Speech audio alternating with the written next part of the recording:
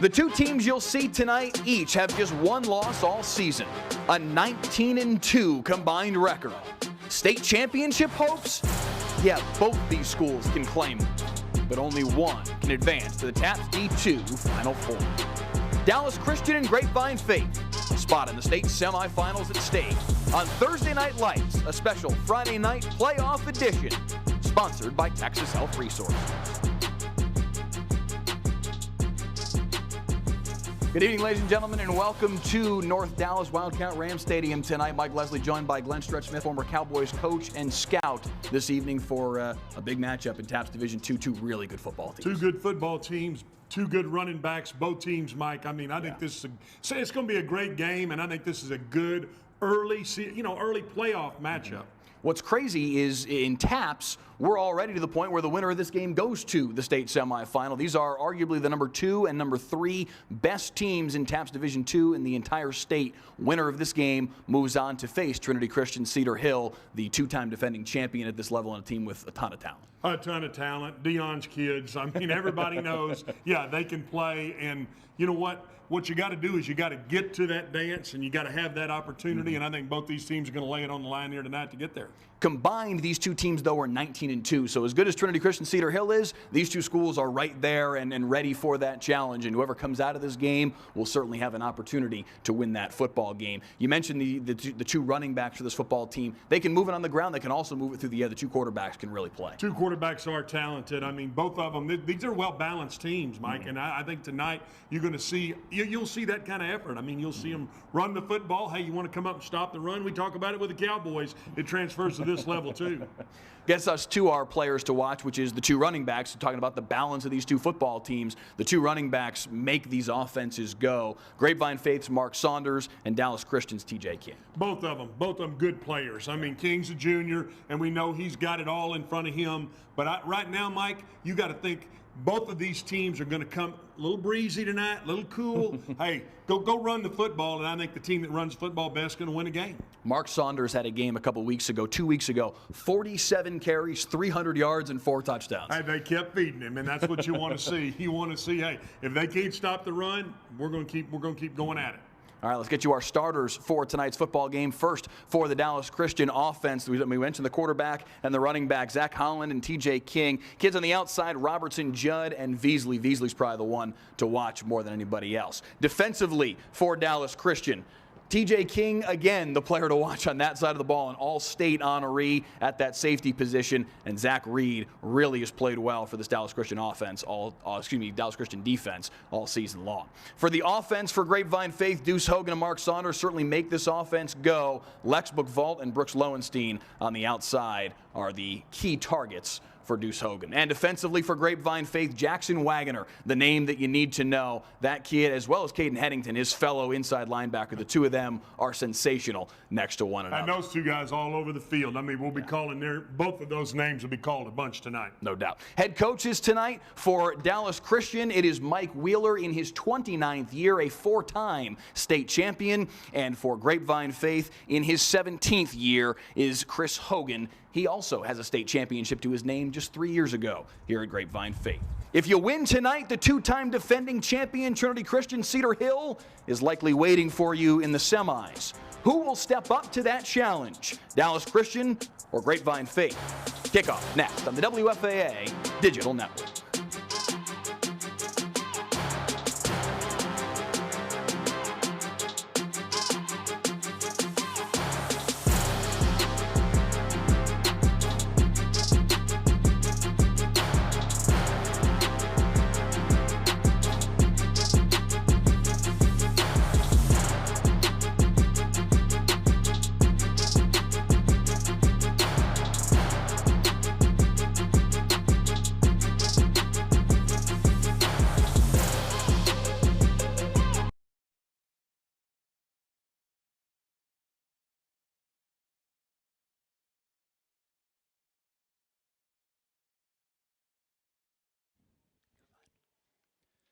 Thursday Night Lights, sponsored by Texas Health Resources, live from Wildcat Ram Stadium in Richardson. Captains tonight for Grapevine Faith, Deuce Hogan, Hilton Harris, Brooks Lowenstein, and Caden Headington. And for Dallas Christian, Zach Holland, TJ King, Jensen Barnett, and Jack Platts. Dallas Christian won the toss and deferred, so Grapevine Faith stretched with the ball first tonight, and we get an opportunity to see Deuce Hogan play a little quarterback. Yeah, and I'm going to say, did they really defer, Mike, or did they say, you know what, we'll take the ball in the second half and we want this wind right here? Well, I don't blame them. You and I are high atop of this thing, and let me tell you, we're glad we're in this cozy box because you see that flag, and right now this breeze is howling. So it'll be Dallas Christian to kick off. Deep to return for Grapevine Faith, Lex Bookvault, as well as Mark Saunders.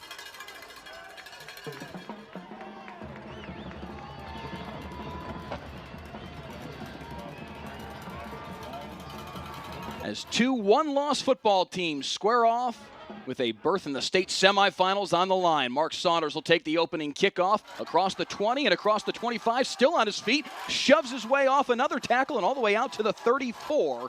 And a nice start and good starting field position stretch for Grapevine Faith. Good starting field position, especially, boy, we saw that ball kicked now. He thumped that ball in there. Nice job on that return. And get your team good field position to come out and open this football game. So our first opportunity to see number 2, Deuce Hogan, the senior quarterback, 6'4", 210 pounds, and Stretch has a Netflix camera crew that has been following him around all season.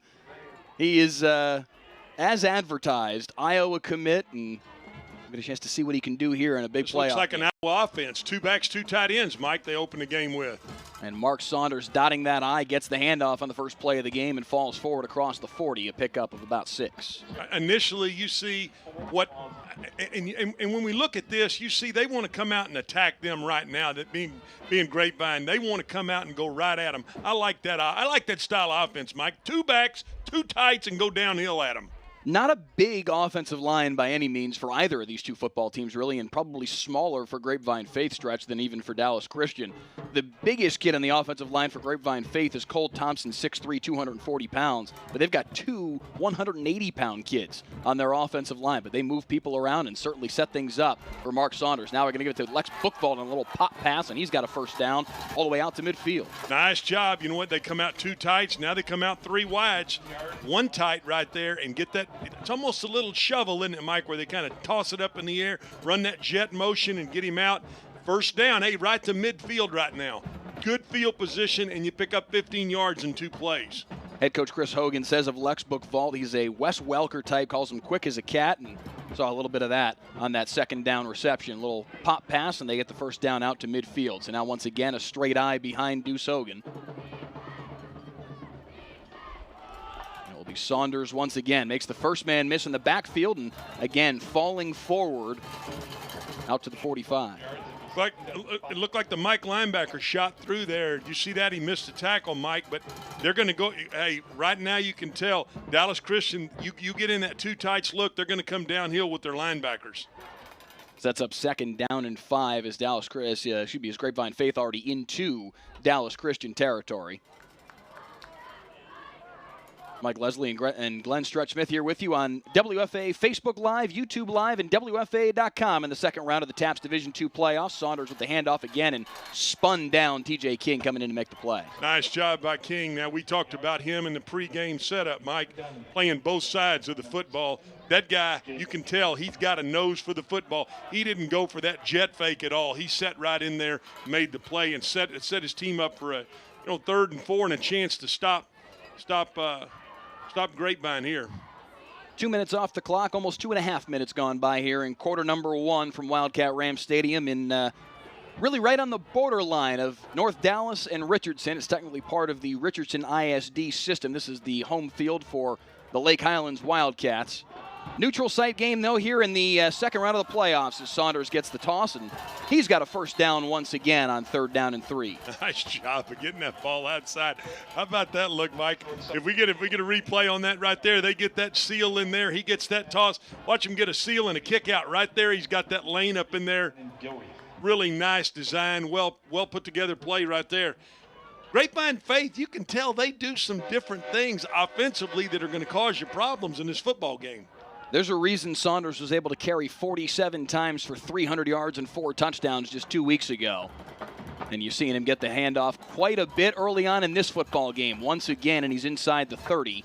And again, a first down carry that picks up 5 or 6 yards. Yeah, Robinson right up in there, though, from his safety position. You see that? He come downhill running the alley right there. That's what they're going to have to do. They're going to have to get their safeties involved, because anytime you see Faith is trying to spread the field with that zip look and with those zip motions and then hit it north and south, you're going to have your safeties running the alley.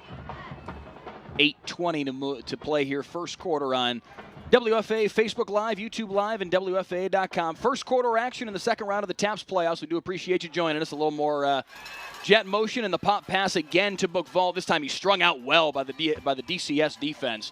I don't think he gained a yard. Yeah, good job right there by the corners. The corners, and look, there's T.J. King again. The corners and T.J. King. Watch T.J. King get outside right here. And when he gets outside, you can tell he's not going to allow him. Watch King right there. Boom, he's not going to allow him to get outside.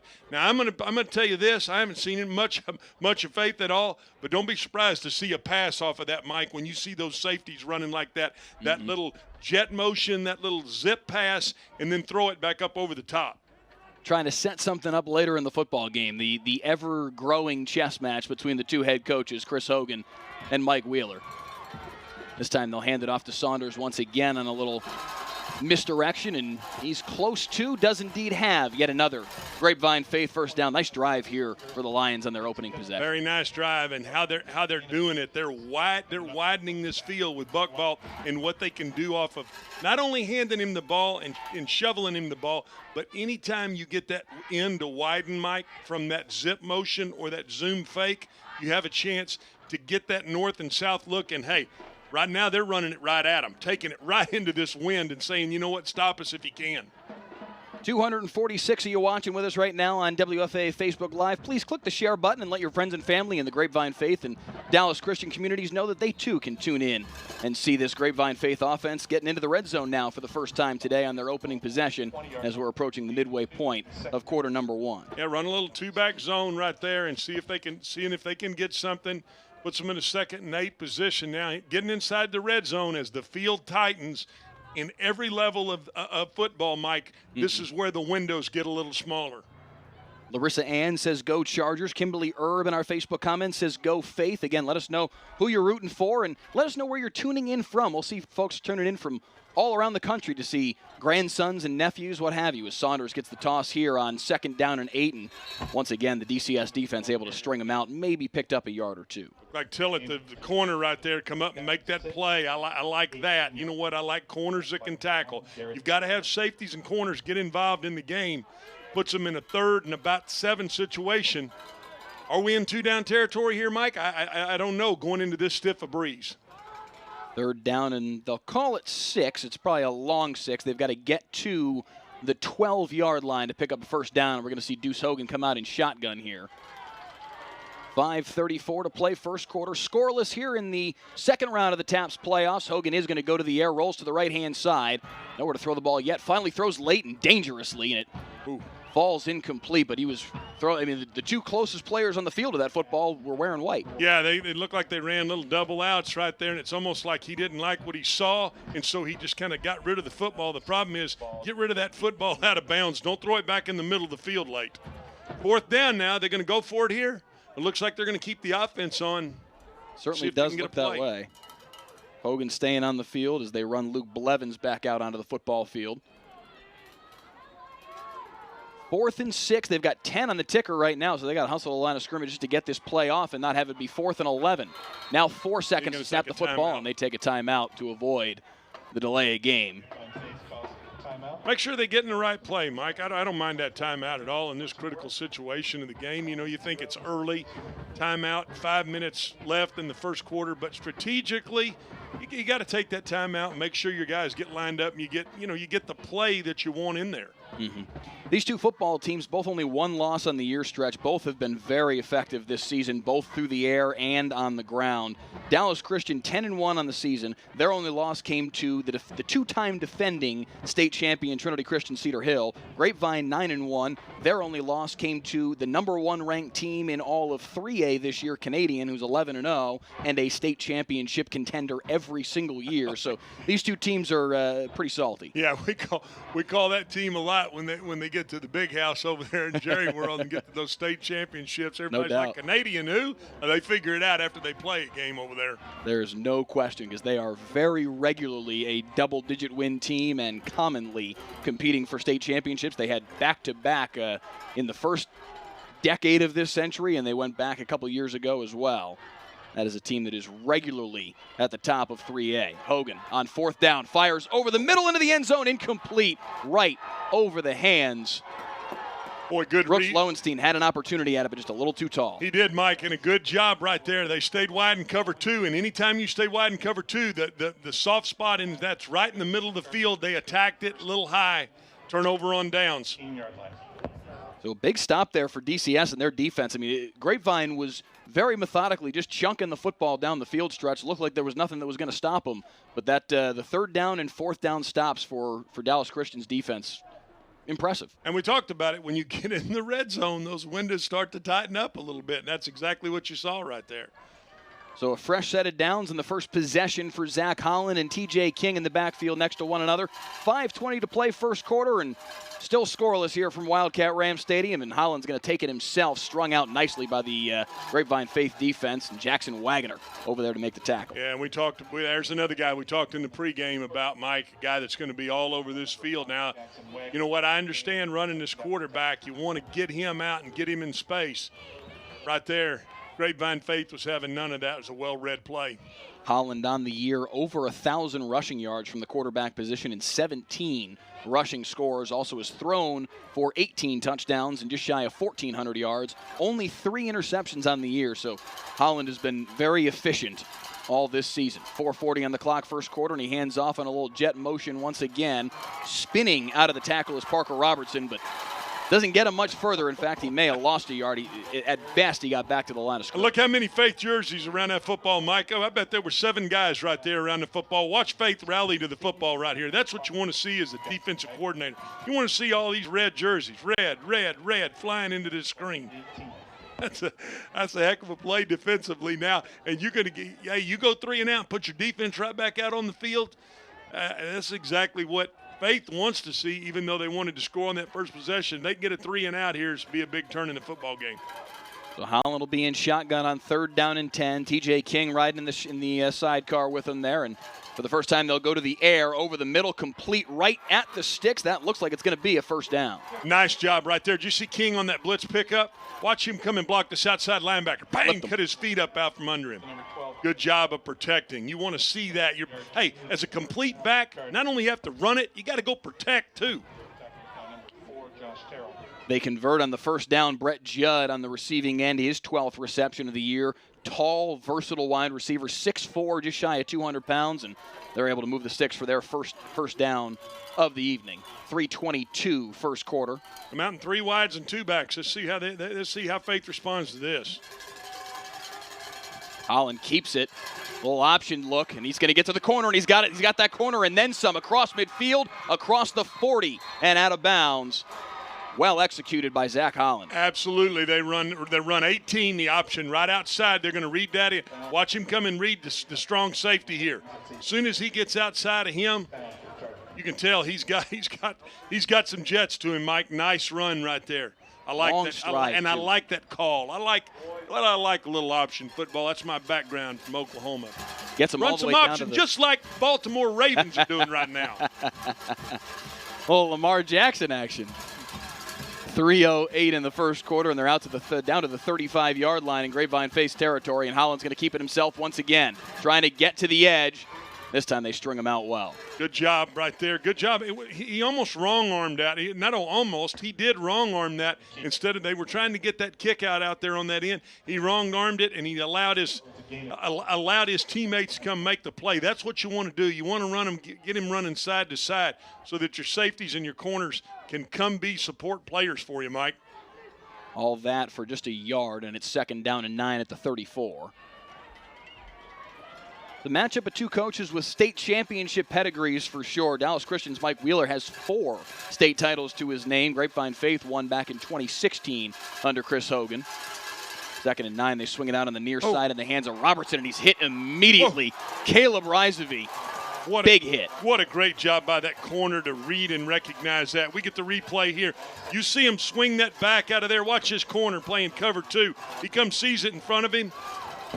That's what you want to see. Drive your feet and finish the tackle. Puts him in a 3rd and long situation here. He reacted fast enough that Robertson did not have an opportunity to make a move upon the catch. He was on top of him immediately. Good read and react. I'll second that. Like father, like son. His father played in the CFL. Risevy's been a big part of this. That field is really wide, for crying out loud.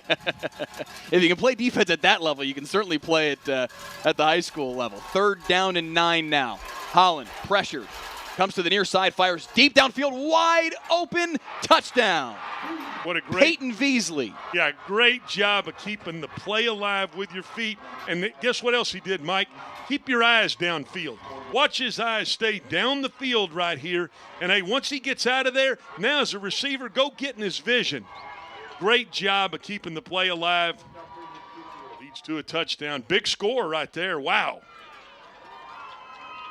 It was only moments ago we were talking about Grapevine Faith trying to get off the field on 3rd down and engineer a 3 and out and get the football back. And King, their other key player, gets that blitz pickup, keeps the drive alive, and you see what happens. Now the quarterback keeps it alive, gives them a 7-0 lead. Extra point is up and through, and it's 7-0. Dallas Christian in front.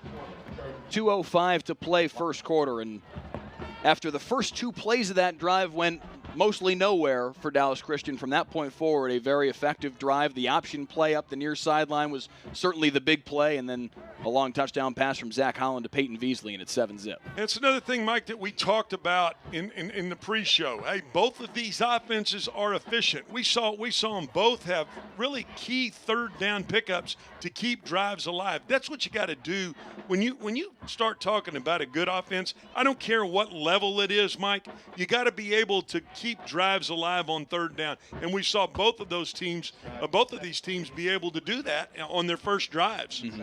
Grapevine Faith, of course, not able to finish that drive. They end up turning the football over on downs, a 4th and 7 over the middle. Deuce Hogan tried to find Brooks Lowenstein, and the pass was just a little too tall.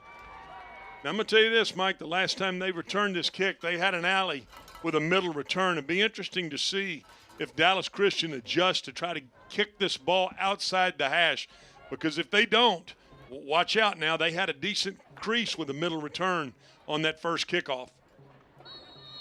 So it's a 34-yard touchdown pass from Zach Holland to Peyton Veasley for the first points of the football game, and now here comes Dallas Christian to kick the football off. We'll see whether or not Mark Saunders and Deuce Hogan in this Grapevine Faith offense can find an answer. Deep kick down the far side of the field. Again, a little bit of an alley here for Brooks Lowenstein as he gets across the 20 to the 23. But you saw him kick that ball outside the numbers there. Make it difficult, Mike, for them to get that back into that middle return. Good job of adjusting right there. Wow. Two pretty good coached football teams. 10 minutes into this football game, we've seen adjustments be made already. 4th meeting of these 2 programs in the playoffs since 2011. Dallas Christian has won 2 of the prior 3. 2011 and 2017, they met in the first round. Dallas Christian won each of those. 2016, they met in this round, the state quarterfinals, and Grapevine Faith won that game 41-35 in overtime on their way stretch to their only state championship in school history. So these 2 teams are certainly familiar with one another, and they're, speaking of getting familiar with one another, Mark Saunders caught a face full of TJ King right there. Oh, my goodness. Oh, my goodness. Both these teams now, they're starting to get the feel of what's going on, right? You got yourself a little lather worked up on both sides of the football. That's a heck of a tackle right there. 1:32 to play, first quarter. 7-0 Dallas Christian on top here on the WFAA Facebook page, YouTube Live, and WFAA.com. And it's going to be 2nd down and 10 after no gain on the opening play of the drive. They'll swing it out to Mark Saunders, and again, nowhere to go, and again, it's T.J. King. Yeah, he was not having any of that. They went in a 4 wides look right there, try to swing the ball right and out of the back. And number 3, you better get a hat on number 7, because the last I checked, if you don't block him, he will tackle you. Luke Blevins not able to get in the way of T.J. King, and that leads to now 3rd down and a dozen from their own 20-yard line. And now, like we talked about earlier, with Dallas Christian not wanting to go 3 and out, guess what? Grapevine Faith, you don't need to go 3 and out right here. You need to keep your defense off the field. Hogan in shotgun has all his passing targets to the near side except for one. Fires it back on the backside for Hilton Harris. Little tunnel screen to the tight end, and he's got the first down. Hilton Harris across midfield. And steps out of, he lost the football at the end of the play. They're going to say he was out of bounds before he did. Either way, Luke Blevins jumped in and hopped on the football. Oh, what a well-designed play right there. Have a little rollout and then throw it back to your tight end. That's a heck of a well-designed football play. And then that tight end now, once he gets up the boundary, Mike, he's got a little juice to him. Hilton Harris getting interest from Colorado, has an offer from Utah and some others. He's talented tight end, 35 now receptions on the year for well over 500 yards and 7 touchdowns. He's filled it up for them all season long. That's a big first down conversion right there. On 3rd down and a dozen. And instead now it's 1st and 10 from the 42-yard line on Dallas Christian side of the field. And Saunders again with a first down carry and again with a big chunk. Give him 7. Mike, you can see why he has the yards he does. Watch him run with his shoulders over his toes. They get your head down, finish that run. I mean, that's 4 yards after contact right there. You're here recruiting. Anybody that's here recruiting, looking at film, looking at that's what you want to see. That's how you want to see a back finish. And that will be the final play of quarter number 1 as the clock runs out. 7-0 Dallas Christian after 1, but Grapevine Faith challenging into Dallas Christian territory. We mentioned it earlier. There's you'll see it a little bit here in the shot. There's a film crew here from Netflix. They are filming a documentary, a season-long documentary on Grapevine Faith quarterback Deuce Hogan. He's a senior, 6'4", 210, 3-star recruit on his way to Iowa. He is big man on campus, no doubt, Stretch, at Grapevine Faith. And if he didn't have a little strut to him before the season, you got a call from Netflix and they say, hey, we want to do a season-long. They've been following him around all year long. That's not bad for a high school senior. No, not bad at all. You ever been to Iowa City, Iowa, though, in about this time of year, Mike? Whew! Talk about cold now. Lee. And that it really is, though. It's a cool place with that children's hospital up in the end zone. I went in there. One of the coolest traditions in all of sports. And if you're a visitor going in there, you get that pink locker room. Nothing like going and experiencing that one time. Yeah, pretty special stuff. I talked with Chris Hogan, his father, and also, of course, the head coach at Grapevine Faith about why Iowa was the right spot for him. And he said fit was the biggest thing. He said, you've got to get along with the coaching staff, and you got to have that relationship with the people that you're going to spend 4 years with. And they felt very comfortable at Iowa. They throw it on the near side here on 2nd down and 4, close to the sticks, maybe just a hair shy of them. Run a little play action fake and then try to hit the back and the flat right there. Pretty well defended again by the safety. Both these safeties from these teams can come up and play. That's Caden Headington, one of their starting inside linebackers who does come on the field some on the offensive side as well in a blocking back type role. He is short, though, of the first down, and it will be 3rd and a short 1. They have to get to the 22-yard line. The football's almost on the 22-yard line. Back to 2 backs, 2 tights, 2. And off to Saunders, first down and then some, across the 30 and down to the 28-yard line. Hey, Mike, watch this now. Get a hat on a hat. This is what you want to see. I mean, watch it tight end collapse that down in there. Nice job. Well-blocked play. We talked about the size of this offensive line. And some of that does matter. Let me tell you what matters. Go get a hat on a hat and come in there with an attitude, and that's exactly what you've seen this front for Grapevine Faith do in the first quarter and minute of the football game. What's important is relative size and relative to the Dallas Christian front, 200 pounds, 190 pounds, 200 pounds across their front 3, which will sometimes be a 4-man front. They are very multiple as Saunders is strung out, but makes the first man miss. Able to get around Zach Reed, but maybe only got a yard after all that. That's a heck of a 1-yard run, too. Now, he kind of gave him watch him give a little bit of that stiff leg right there and then stick it back up inside. And Zach Reed is not a tough guy, is not an easy guy to make miss. 89 tackles on the season coming in. Anytime you see him down there grabbing their thigh boards trying to figure out where did he go. Give him about a yard and a half on that, and we'll call it 2nd and a short 9. Back to their two tights, two back look. Let's see if they motion the tight across to give it an even look. Or they stay with a little overlook. Saunders taken down in the backfield, and it's T.J. King knifing through again. Well, you know, we mentioned him as a running back. Right now, he's a heck of a linebacker. I like a guy that plays both ways at this level. Just be a football player when you're playing at this level. And right now, King is doing exactly that. The crazy thing is, you call him a linebacker, and he's certainly playing like one so far. Technically, he's their strong safety. He's playing from even further back, not much. They roll him up close to the line of scrimmage. But he is technically a safety for this football team, but he is the team leader in tackles for loss coming into today with 13. And all I'm saying, Mike, is when you look at it, it looks like a 3-4, a line 3-4 look. You're exactly right, though. If he's a safety, he's a safety. Get outside. Hogan's able to get around him and just throws it out of bounds. Wow. Not much right there. Trying to roll him out of there. Good coverage by Dallas Christian. Going to set up I believe this is going to set up a 4th and really long 10. Yeah, they'll call it 4th and 11 officially in-house.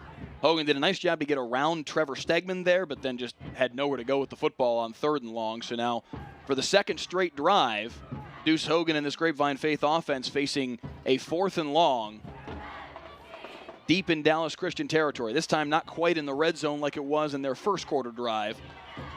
But with 9:08 to play, second quarter, down 7-0. Hogan again with the pressure on. Not a big blitz from Dallas Christian. Hogan fires on the far side, complete to Lowenstein, first down. Heck of a throw right there. Now that's what separates a quarterback, Mike. When you can roll out and push that ball outside the numbers and throw that comeback, that's what gets Iowa coaches excited. Not the deep ball, not all in post. Throw that comeback out there where you're supposed to do and be able to pick up a first down in a critical situation. A 4th and 11 conversion for Deuce Hogan and the Grapevine Faith offense. Under 9 minutes to play second quarter, and now a fresh set of downs at the 17-yard line and an opportunity to answer that Dallas Christian touchdown. Throw and catch. Straight eye once again behind Hogan, and yet again the handoff to Saunders up the middle. Big hole, across the 10, lowers his shoulder right into the chest of Sam Johnson, the linebacker from Dallas Christian. And it's a pickup of 7. And I like that right there, what you just said. Pick up a 7 inside the red zone. We talked about this in the first drive. It starts to get tighter down here. It condenses. Your safeties aren't as deep. And anytime you can run the ball for 7 yards, don't be surprised to see them come right back to something that they feel comfortable doing, which is running that football out of a 2 tights, 2 back look. Mark Saunders on the season, creeping up on 2,000 rushing yards. Came in with over 2,200 combined yards, rushing, receiving, and kickoff return. They'll go play action to Saunders, though, here on 2nd down and 3. Fire down in the flat, complete to Harris, touchdown. Good job. Now 2 tights, 1 back, and that causes you to get balanced up. You play action off of it, you run the boot, you stick it to your tight end in the flat, who's a big enough young man, catch that ball and get up the field. What a drive to answer back. We got a heck of a football game here, Mike. Deuce Hogan to Hilton Harris, little 10-yard touchdown pass, and they're an extra point away from knotting this one up. 2 of the captains for this football team, in fact. Deuce Hogan and Hilton Harris. 6'3", 215. He plays a little bigger than that. Extra point up and through, and we're knotted up at 7 here midway through quarter number 2. Really good drive. That's how you answer. That really is. Convert on a big 4th down and 11. You throw a comeback out there. Nice drive. Really good job by Grapevine Faith. Now, hey, Dallas Christian, you took it and scored. There you go. All of a sudden, we played the king of spades. Let's see if you got the ace of spades, and you can answer right here. We saw what Dallas Christian did on their opening possession stretch. Of course, the option play was the big chunk, and then the touchdown pass, 34 yards from Zach Holland to Peyton Veasley. That play was somewhat improvised with Holland getting outside the pocket and finding a wide-open Veasley downfield right at the goal line. But what did you see in that opening drive that they did offensively that worked? Well, I see multiple sets. I see multiple personnel groups out of both of these teams. And so what it does is it causes you, when you're running those zip and those zoom motions and you're widening it causes you to have to really line up, pretty much base. And when you're base, now you're trying to say, hey, we've taken X's and O's out of it. Now it's our Jimmys versus your Joes, and all of a sudden, hey, who's got the better guy? And right now, you got to say, well, who has got 7-7 game? Who has got the better play? So it'll be Grapevine Faith to kick it off. Davis Anderson, Parker Robertson, and TJ King back to receive for Dallas Christian. We've seen what King can do already offensively and defensively. We'll see what he can do in the special teams right now. Beg your pardon, we won't. Kickoff goes to the opposite side for Robertson, and he's going to bring it across to the near side, across the 30, 35, 40, out to the 42-yard line. Return. Nice return. Good return right there. Set your offense up in really good field position in the 42-yard line. Hey, special teams, we talk about this all the time, Mike, when we talk about the Cowboys and we kind of cutting things around and breaking down things. Hey, it's a play in the football game, and guess what? It's just as important as an offensive or a defensive snap. So when you've got those well-designed returns and you give your team good field position, didn't do anything but give kudos to both coaching staffs for what they're already doing special teams-wise. 7:39 to play, second quarter here on a special Friday night playoff edition of Thursday Night Lights as Dallas Christian takes the football back. Nice cut from TJ King. We talked about what he could do on the defensive side. Look at him on the offensive side go. Wow. Lowers his shoulder at the 35, inside the 30, and finally spun down at the 27-yard line, and a flag comes in late. That may be a face mask on top of it all. TJ King, what a run. Whoa. Wow. Now, if that doesn't get you excited, I don't know what does. Watch him right here. Now, this is what Mike, this is what you call running with your eyes. You know what? He sees what's in front of him, and then they try to spin him down by the face mask. Hell, that didn't even stop him. Excuse my verbiage, but sometimes I get a little excited. When that doesn't stop you, that's the kind of guy you want. And I mean, has Dallas Christian not just answered what you just did? They've taken the ball all the way now. It's going to be inside about your 20, inside the 15-yard line. Golly. They mark it off half the distance to the goal, all the way down to the 13, call it 13.5-yard line where that football sits. And a fresh set of downs for Zach Holland and the Dallas Christian offense after TJ King ripped off a big run. 4 wides. Spread them out a little bit. Man in motion across the formation is Brett Judd. And now here comes Parker Robertson as well, but Holland's going to keep it off the fake. Lowers his shoulder into the pile and maybe picks up about 2. Yeah, run a little quarterback ISO in there off of that motion fake, trying to get that defensive end to widen so you can soften the inside of the defense. 6:52 on the clock, second quarter, second down and 8, we'll call it, from the 11-yard line. Zach Holland to Peyton Veasley, the score for Dallas Christian with 2:05 to play first quarter. Grapevine Faith's answer, Deuce Hogan to Hilton Harris just a couple minutes ago, but very quickly Dallas Christian into the red zone. And now second down and 8 with 6.5 on the clock, second quarter. King with the handoff again. Fighting his way through. Dragged down from behind by Jackson Wagner. Give him about 3 on the play. Good job by Wagner. Come up in there and get on his, you know what, anytime you've got to come up in there and tackle a back like that, you got to bring a little wood to the dance, and he did. Sets up a 3rd and 5. They have to get to the 3-yard line. They can pick up a first down without scoring a touchdown. Have to get to the 3. And it's going to be Holland with 2 backs in the backfield with him. King and Robertson, but he's going to go to the air. Fires over the middle, late, and it's knocked away at the last moment. Luke Blevins with a chop. Yeah, good job by Blevins. They see the middle of the field open, and they run a skinny post, slot skinny post in there. And Blevins made a great play on the ball. Now sets up a 4th down. They're gonna kick this, Mike. Looks that way. It'll be 4th down and 8. The ball to 8 yards. As Dallas Christian runs Preston Johnson out on the football field.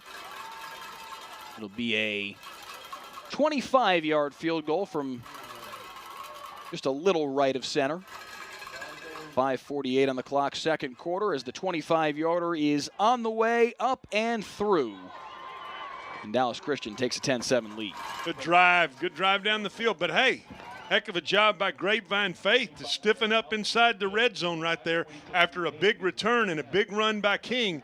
Good job defensively to hold them to a field goal.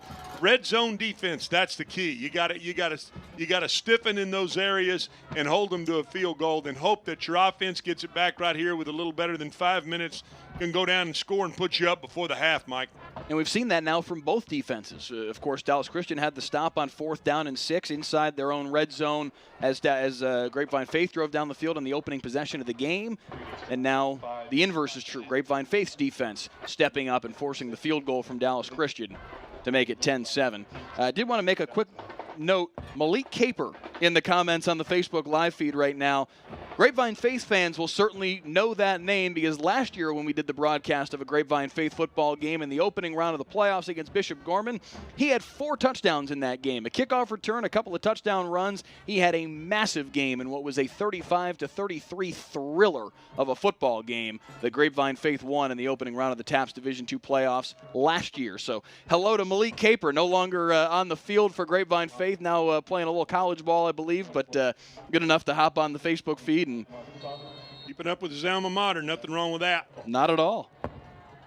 His alma mater is about to receive the kickoff here, trailing 10-7 mid-second quarter. 5:43 on the clock. As Preston Johnson will kick it away. It'll be Lowenstein once again on the return here, across the 25 and fights his way out to the 32. We haven't mentioned, Mike, pretty clean played football game, too. I think we've only seen the one flag for, and that can happen when a running back or a back gets loose, the face mask. I mean, pretty clean played football game. I don't want to see that much anymore. Officials have taken the game over. We have seen very little of that this year on Thursday Night Lights. Many of our of the games that we've done have been flag-filled. I'm just fine with the fact that right now is the first time I'm saying Rodney Allison's name. He's our crew chief tonight and referee. 1st and 10 for Grapevine Faith from their own 32, and it's Hogan in the eye, and he hands off to Saunders as he's done many times already tonight. This time Hogan able to hop forward. Saunders able to hop forward for about 2. Yeah, they go 2 tight ends into the boundary right there, thinking that Dallas Christian will be heavy into the boundary, trying to run it back to the field. Dallas Christian was having none of that. 35-yard line. So that's up 2nd down and 7. So I guess give him 3 on the first play of the possession. Again, 2 tights into the boundary. Now let's see if they run motion. Saunders already with 55 rushing yards here early on in the football game, and he gets the tote again, and this time he's got a lot of space. Into the second level, cross the 45, and a 1st down. Yeah, they're seeing something that they like, Mike, to that light side. And when I'm talking about the light side, away from the 2 tight ends, look.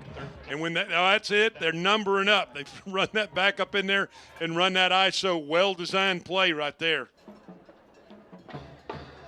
Shout out to Frank Garza Jr. in the Facebook comments, watching from Douglasville, Georgia. Says he's pulling for Dallas Christian tonight. Again, let us know where you're tuning in from, who you're rooting for. We've had folks from Ohio, New York, L.A., all over the place. We had somebody watching from Ireland stretch a couple of weeks ago as the handoff again to Saunders and another 5-yard pickup on 1st down. God bless you. Where'd you say? I swear to you, we had somebody at least claimed in the Facebook comments. I mean, I didn't, do an IP address check on him, but he said he was tuning in from Ireland. Time of day is it in Ireland, for crying out loud? That's what we were trying to figure out. We had somebody from Costa Rica watching last week in the All Saints Bishop Lynch game in the 1st round.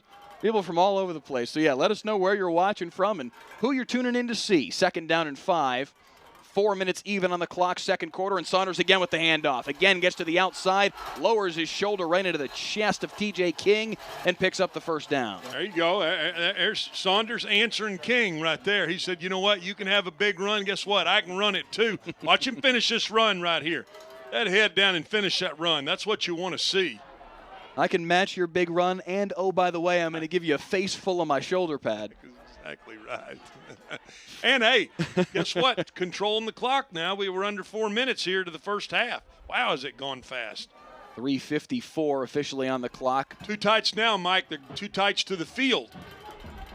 Straight eye behind Hogan, and again the handoff to Saunders. They run the opposite way, and again a first down carry for Saunders, and this time he may have yet another first down. He does by that spot. They move the sticks again. Yeah, Mike, they are seeing something they like to this short side, and it really becomes a numbers game. I say the short side. They're putting 2 tight ends to one side and then going back to the guard and the tackle side and attacking it with the fullback. Now, right now, you're going to have to see Dallas Christian is going to have to adjust to that, because otherwise, anytime you start seeing this as a coach, you see it looks like a little bit of a cut. You want to go at that cut. You want to go at that cut. And that's exactly what you're seeing Grapevine Faith do right now. It is indeed a fresh first down for Grapevine Faith. Single back this time, and it's not Saunders. They go play action. Hogan all day, and then has to throw it away on the near sideline. Try to run the post through the middle of the field. Dallas Christian was having none of that. Now they're calling for a grounding here. There was nobody out there. There was nobody around. Was he still inside, in between the tackle box? Can we get that one more time? Let's take a look at this. I don't think he left the tackle box. He basically just went straight backward. Yeah, he doesn't move hardly at all, left or right, and then throws it in an area where you can see clear as day. There's no receiver in the vicinity. I'm guessing though, Mike, they said, hey, when he shuffled hard to the right, maybe they're saying he got outside the tackle box there, because there isn't anybody out there. Here we go back to the two tights down here to the short side. Again, play action. Hogan over the middle. Right in the hands of Hilton Harris and off the chest. Oh, that's his go-to guy too, Mike. He goes back, gets the play action, runs the boot, and watch the tight end drag wide open. You know, he was catching that thinking, I'm going to the house right here. Sets him up in a third and long situation. Harris last week, 8 catches for 93 yards and 2 touchdowns. Certainly one of the more sure-handed players on this Grapevine Faith offense, but lets that one clang off the shoulder pads, and it's 3rd down and 10. And the coach is frustrated. I saw the cowboy hat yanked down right there. He's a little frustrated. Chris Hogan, a 2016 state champion with this Grapevine Faith program, with his son as the quarterback. And on 3rd and 10, Hogan trying to find somewhere to go, finds Harris. Fights his way forward to the 20. He's going to be short of the first down by about 3 yards, it appears. Yeah, nice job right there, though. Again, keep the play alive with your feet and get you in a situation where you can go for it on 4th down. Call it 4th and 4. Ball sits at the 21. They've got to get to the 17-yard line. 2:37 and moving, second quarter.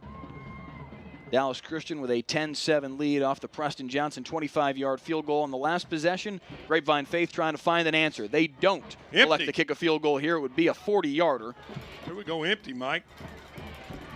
3 wides to the near side, 2 to the top of the formation, and whistles before they get the snap, and it's going to be a false start against Grapevine Faith.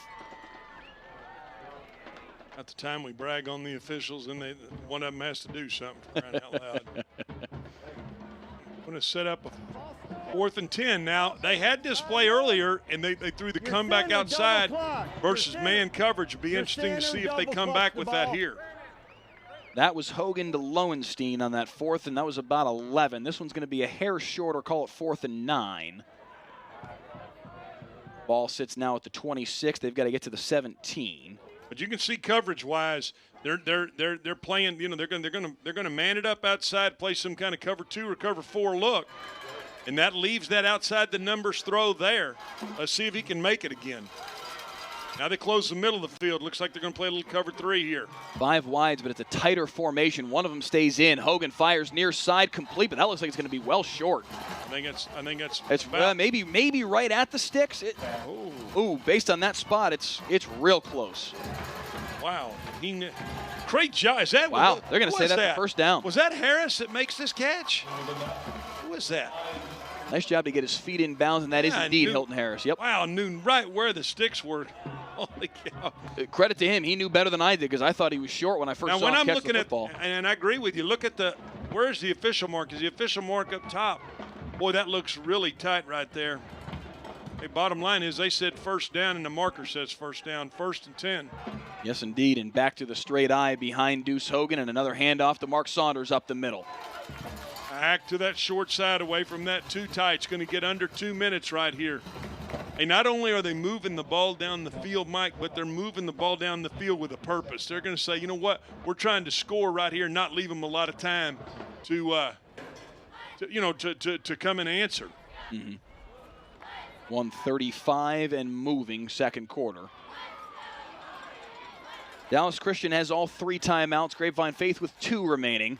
Maybe an extra step of a head start there for Caden Headington, the fullback. Didn't get called, but looked like, hey, we were talking about Canadian League rules earlier. You can move towards the line of scrimmage. maybe he heard us and said, you know what, let's see if I can get away with this. He did. They weren't able to get much on the play, though, as the handoff went to Saunders, and it'll be 3rd down and 3. 1 minute even, second quarter. Grapevine Faith trying to score before halftime and walk into the locker room. Little pop pass again here for Lex Bookvault. Gets the corner. Bookvault spins his way into the end zone. Touchdown, Grapevine Faith. Let me tell you something now, Mike Leslie. Watch this. Watch this back. Who is the back that comes up here? Who is that right there? That's Saunders. What a great. Is that Saunders that cut both those guys? Holy cow. Can we get one more quick look at that? If that doesn't get you excited, nothing will. Right here, Mike. That is Saunders. Bang! Yes, it is. He cut them both down. Yep. I mean, hey, let me tell you something. You ever designed a play where you can say, hey, I got 2 of them? Heck of a play. That's why it's a touchdown. Technically goes down as a touchdown pass from Deuce Hogan to Lex Bookvault on the little pop pass in the jet motion. And Grapevine Faith takes the lead. Call it 14-10 now after the extra point is up and through. And with 47 seconds left to play in the opening half, Grapevine Faith with their second touchdown of the day. Hey, two really well-designed and well-oiled offenses is what I feel like we're watching. We're a minute away, 47 seconds away from the half, Mike. But I'm already thinking about my thoughts right now. Hey, is this going to be a football game where it's the last team that has the football is going to be either the winner or the loser, whether they can stick it in the end zone or not? That's what it feels like right now, headed to half. 47 seconds to play in the first half. That's basically what we were spoiled with a year ago when we called a Grapevine Faith football game. Again, that was the game between Grapevine Faith and Bishop Gorman out of Tyler. And that game was a 35-33 final. Bishop Gorman drove all the way down the football field, got in field goal range, kicked what would have been a game-winning field goal, and pulled it wide to the left. And Grapevine Faith was able to survive and move on to the second round. I was joking with one of the folks from Grapevine Faith earlier today. We get another game like that kind of excitement, sign me up right now. I don't care who wins or loses, makes no difference to me, but that kind of excitement level, I'm all in on. I'm with you. I mean, just to see a block like that, just to see a run like that, just to see a catch, I mean, that's fun to watch. Deep kick to the far side in the hands of Parker Robertson, and he's going to bring it to the near sideline. And if he gets this corner, look out. He's got the corner. He gets close to breaking free, but finally taken down by Josh Terrell. What, you see that right there, Mike? It looked like they had the wall set up. Now, somebody does a heck of a job to kind of cut through this wall, but you can tell he's trying to get to this far side of the field where they're trying to get a wall set up for him. And when he gets in front of 28 right there, it looks like, oh, heck of a play right there. Who is that? That's Josh Terrell that comes in and makes the tackle. Nice job by Josh Terrell, because you know what? That looked like it had another 15 yards in front of him. 39 seconds on the clock, second quarter. Again, Dallas Christian does have all 3 timeouts, so we'll see what they elect to do with these final 39 seconds. It'll be Holland in shotgun on a 4-wide receiver set, 3 to the top side of the formation. Looking deep over the middle, complete to his man Brett Judd at the 45-yard line, and he gets out of bounds. And it looked like Faith was having an issue getting lined up to that. That kind of surprised me because it was just trips to the top. Now they run a little underneath shallow with a dig behind it. And he's wide open. Yeah, well-designed play right there. Ball to the 45 already. That play just took 7 seconds off the clock. This field goal kicker, I'm sorry, Mike, the field goal kicker for Dallas Christian now, pretty good kicker. Who is that young man? He hit that field goal early. That's Preston Johnson. Yeah. He's getting looks from several different schools. Should be. Empty set. See what kind of range they think he's got here as they drive in this direction. How far down the field can they get for him as Holland throws out of bounds? Now, here's the deal. When you start scrambling like that, Mike, and you go all the way to the boundary, you're chasing away critical time on the clock. 25 seconds 25 now. seconds. And there's time, and obviously in high school they stop it with the first down. You still have 2 timeouts. I wish I would have watched a little in pregame. I went down and got one of these good hot dogs they have here. I'd have been watching to see how far he could kick that field goal from. And you had one too. It was pretty daggone good. It was good. I made sure to scarf one down. Had no option otherwise. Otherwise, I'd be starving by the third quarter. 25 seconds to play, and Holland's got the 3 wides to the near side now. Scrambles right, looking deep downfield. He throws for Judd, incomplete. Boy, big hit right at the end of the play from Caleb Rizevi. Good job, Rizevi. Hey, really good job of reading. Watch him read and recognize this deep crosser coming across right here. Sticks his foot in the ground and go make a play on the football. Is that Rizevi that makes this? What you said it was? Yes. Good play. Really good play right there. 16 seconds, 3rd and 10. Now, this is where you got to get the ball out of your hand right here, Mike. You got to hit your back foot and let it go, because you know what, right now there's not enough time left on this clock to get your field goal kicker in position, and they're going to take a timeout and talk about it, which they should. That's the first timeout used by Dallas Christian in this opening half. So both teams with 2 timeouts remaining in the opening half. Only 16 seconds left to use them in. So we'll see whether or not that's the one benefit for Dallas Christian. They can use the whole field here because they have those timeouts left. They can go deep over the middle if they need to and still use one of those timeouts to get themselves set up with the field goal. Yeah, and right here's where if you're Faith, you're trying to keep everything in front of you, Mike. You're trying to, you're talking to your secondary. Hey, make sure you know how to line up to an empty set. Let's not cut anybody loose. Just keep everything in front of you. But don't be surprised to see them play some sort of cover 4 where, they're really soft and they allow that underneath 10-yard completion, and it doesn't even matter if they get the first down now, because right now the issue is the clock. Zach Holland on the day, only 7 attempts, 4 completions, 64 yards, and the deep touchdown pass to Peyton Beasley on their opening drive. Right now he needs probably a good 30 yards. Grips down here into the boundary now, and there you go. You see this? You got your 4 cross look. In the secondary, they're going to try to keep it all in front of them. Holland looks near side, throws it short, complete to Justin Vaught. He's spun down, though, at the 41-yard line. That only picks up 4 yards, 7 seconds on the clock, and they call timeout. Yeah, they got to take that quick timeout right there. Now they're going to go for it, obviously, on 4th down. See if you can get something. What I'd like to do is see you push the ball across the middle of the field, because you've got time right here to get you a timeout. But if you throw another one of these screens, tunnels, bubbles, whatever you want to do, you're not going to have enough time to get you a timeout. Yeah, 7 seconds is a little tight to try and execute a play and still be able to call timeout before you hit 000s. It's not impossible, but you're going to have to be moving real quick to make that happen. Yeah, and you got to the key, Mike, is the ball's got to come out of the quarterback's hand. He's got to hit his back foot here and let it go, and then go get ready to call the timeout. 14-10 our score in favor of Grapevine Faith. 2 Deuce Hogan touchdown passes, 1 to Hilton Harris, 1 to Lex Buckvault.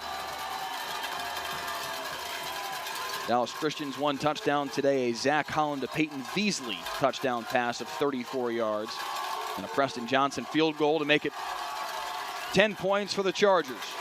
Now what can Holland do? Forced out of the pocket and just has to throw it down, and that's going to be the final play of the opening half. Nice defensive play from Grapevine Faith. Preston Parkhill in the face of Zach Holland and negating any chance for a Hail Mary. Really good job right there by Grapevine Faith defensively. They kept everything in front of them. There was nothing open, nowhere to go with the football. Good stop, considering that Dallas Christian's got that big-legged that field goal kicker with a big leg. I can't say it for crying out loud.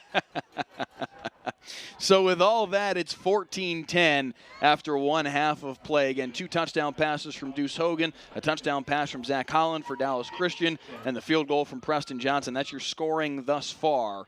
14-10 our tally. A nice performance from both of these quarterbacks and both of these running backs over the course of the first half. Obviously, Mark Saunders Get this, 21 carries and 103 rushing yards in the first half for Mark Saunders. He's been the biggest story in my mind of this first half, even though he hasn't been the one who's finished the drives with touchdowns. And neither one of these teams have disappointed. Neither back, neither quarterback have been disappointing. I mean, you can see why both of these players have multiple offers. You can, you can come into a game which really, I mean, obviously you prepped me and helped me get all this stuff together. But we watch a half of football, and it's almost like it was a puzzle that you put in front of me, and you kind of put the borders around it and told me, hey, this piece might go here and this piece might go here. All of a sudden you can see it coming together, and it paints a pretty good picture. 14-10 our tally, 13 minutes on the halftime clock. We will kick it over to the cheerleading squads as they make their way out on the field to give their halftime performance. We will come back, though, in a couple minutes and give our analysis of the first half. But for the moment, enjoy the show here at midfield.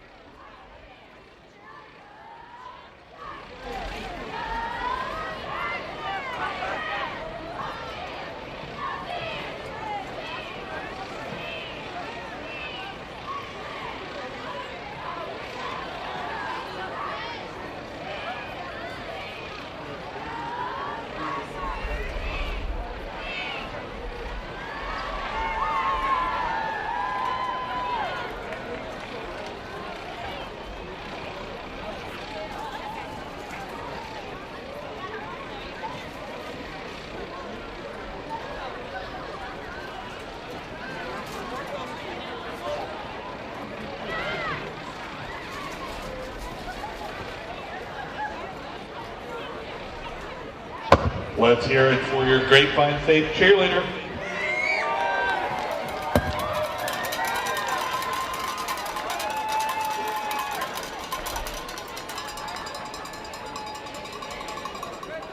Going to do a dance for us this evening.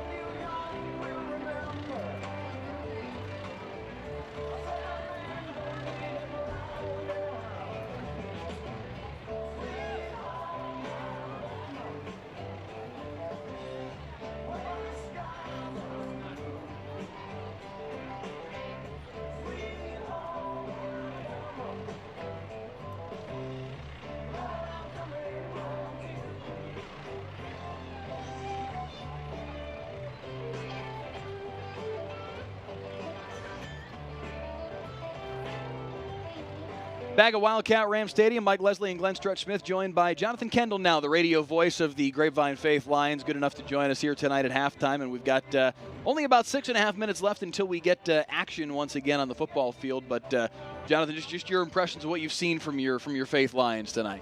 Well, it's been fun to see, and, it's exciting to see the run game continue to have success. When y'all came last time, it was Malik Caper having a lot of success on the ground. And I think for Dallas Christian, it's kind of a tale of two different stories, because the last game Grapevine Faith played, it was Deuce Hogan's arm that was winning the game, but today Mark Saunders having a lot of success on the ground now, 2,000 yards this season. So it's been a good year for Mark. Yeah, he came in with 1,908 yards, now over 100 today, 21 carries for 103 yards in this first half, so officially over 2,000 rushing yards for the season.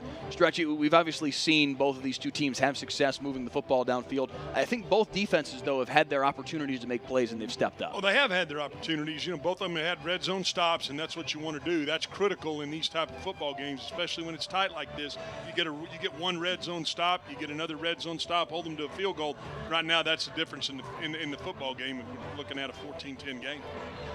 I'm curious your thoughts, Jonathan. I didn't realize until we showed up tonight. This wasn't something that Chris Hogan, the head coach of Grapevine Faith, had mentioned to me when I talked to him earlier this week.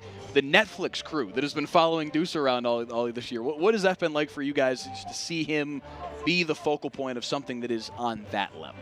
Yeah, well, the thing about the Hogan family is they're really honest people, and they're going to live their life just the same way, whether Netflix crew's there or, just their neighbors are with them. So they're great people, a lot of fun. I think they picked a great quarterback to follow. I think he is really exciting.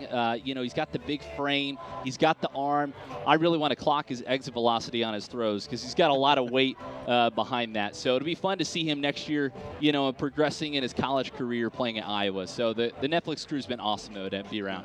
I'm curious your thoughts of what you've seen of Deuce Hogan through one half of play. I don't know that you'd seen him before tonight. Just knowing kind of the pedigree that he comes along with, this Iowa commit, this 3-star recruit, offers from all over the country. I mean, heck, from what I'm understanding anyway, Georgia flew a helicopter in and landed on the field to try and make a pitch to him. I mean, he's been heavily recruited. What do you think of what you've seen from him on the field? Well, I think when he threw the comeback out there on 4th down, to me, that's what separates really quarterbacks. If you can push the ball outside the numbers and you can throw the ball on time, converting first down situations, that separates. Anybody can throw digs, anybody can throw angles, anybody can throw post, those throws in the middle of the field. When you've got the arm and you can get the ball outside, to me that's what separates a good quarterback from a really good quarterback. Yeah, he's on his way to Iowa and was very heavily recruited by Iowa. They basically told him, you are our guy. You're the only quarterback in the class of 2020 that we're offering. We want you. Deuce Hogan said, you know what? That sounds pretty good to me. And he's been committed there for, a year and a half at this point. What do you think we need to see second half from these two football teams? What do you think the focal point will be? Yeah, well, I came into the game saying that Grapevine Faith has to stop the outside run. They were susceptible to this in the 3A matchup against Canadian. Hayes Substetler running outside. Zach Holland, you got to stop TJ King, those outside runs. And I think the linebacking play, outside linebacker Hilton Harris, these guys crashing down secondary, filling up those holes, playing those run fits. That's the key to success if the Lions want to win tonight. Yeah, I like that you mentioned Hilton Harris. I want to see him catch another touchdown. That's going to be the difference in whether they win or not. You got to put points on the board. I was honestly surprised by the drop over the middle that we saw from him because he is as sure-handed as he is. And I mean, obviously he's made up for it. He's got a touchdown reception tonight. He's been very good for them tonight. But I was genuinely surprised by that drop. Well, and I was tight end you. If they're watching this film, you know what? Think about getting him up there, a corn-fed kid, putting about 20 pounds on him and make him a tight end that he is right here at this school. Yeah, he's got an offer from Utah. He's getting some interest from Colorado. He's got some offers from some smaller schools as well. But I mean, that's two Pac-12 teams that are showing some interest. So why not have a Big 12 team, a Big 10 rather team in Iowa show a little interest in him as well? So second half for these two teams, obviously, we expect this to be a tight game down to the wire. What we saw in the first half certainly would seem to indicate that that's what we're going to get second half. What do we think will be the difference in the football game, though? Well, I mean, I talked about the run fits on defense, and I think the offensive side of the ball, Mark Saunders has been consistently getting those 5-yard pickups with the ball and then breaking it to the second level. If he can continue to do that, Deuce Hogan playing off of the run game, I think that'll help the Lions go and ascend to a victory. Well, I'm going to go back to King. I mean, he's got to come answer really what good. his counterpart's doing. They're going to get the ball right here. They deferred. They won and deferred. Be interesting to see. I think it's going to be dictated right in that first possession, because if they come back and answer, all of a sudden, you're going to have a really tight game. If they don't and they kick it back to Faith, and Faith goes down and scores, makes it 21-10, I think this first possession is going to say a lot about the second half. Yeah, and I'll kind of bounce on that a little bit. You'll see in this second half, Coach Hogan is aggressive. He's looking at the analytics of this. He doesn't kick field goals. They could be on the 10-yard line, and they're going for a touchdown. No field goals are going to be kicked. They're looking at the analytics. Let's try to get 6 points on the board every time. Well, I mean, I like the sound of that, but they don't have a field goal kicker that those guys got on the other side either. That guy can thump it. Yes, he can. 14-10 our score at halftime. Jonathan Kendall, the Grapevine Faith Radio voice. Thank you so much. We appreciate you joining us, man. Thank you. We will be back on Thursday Night Lights in just a moment for the opening kickoff of the second half.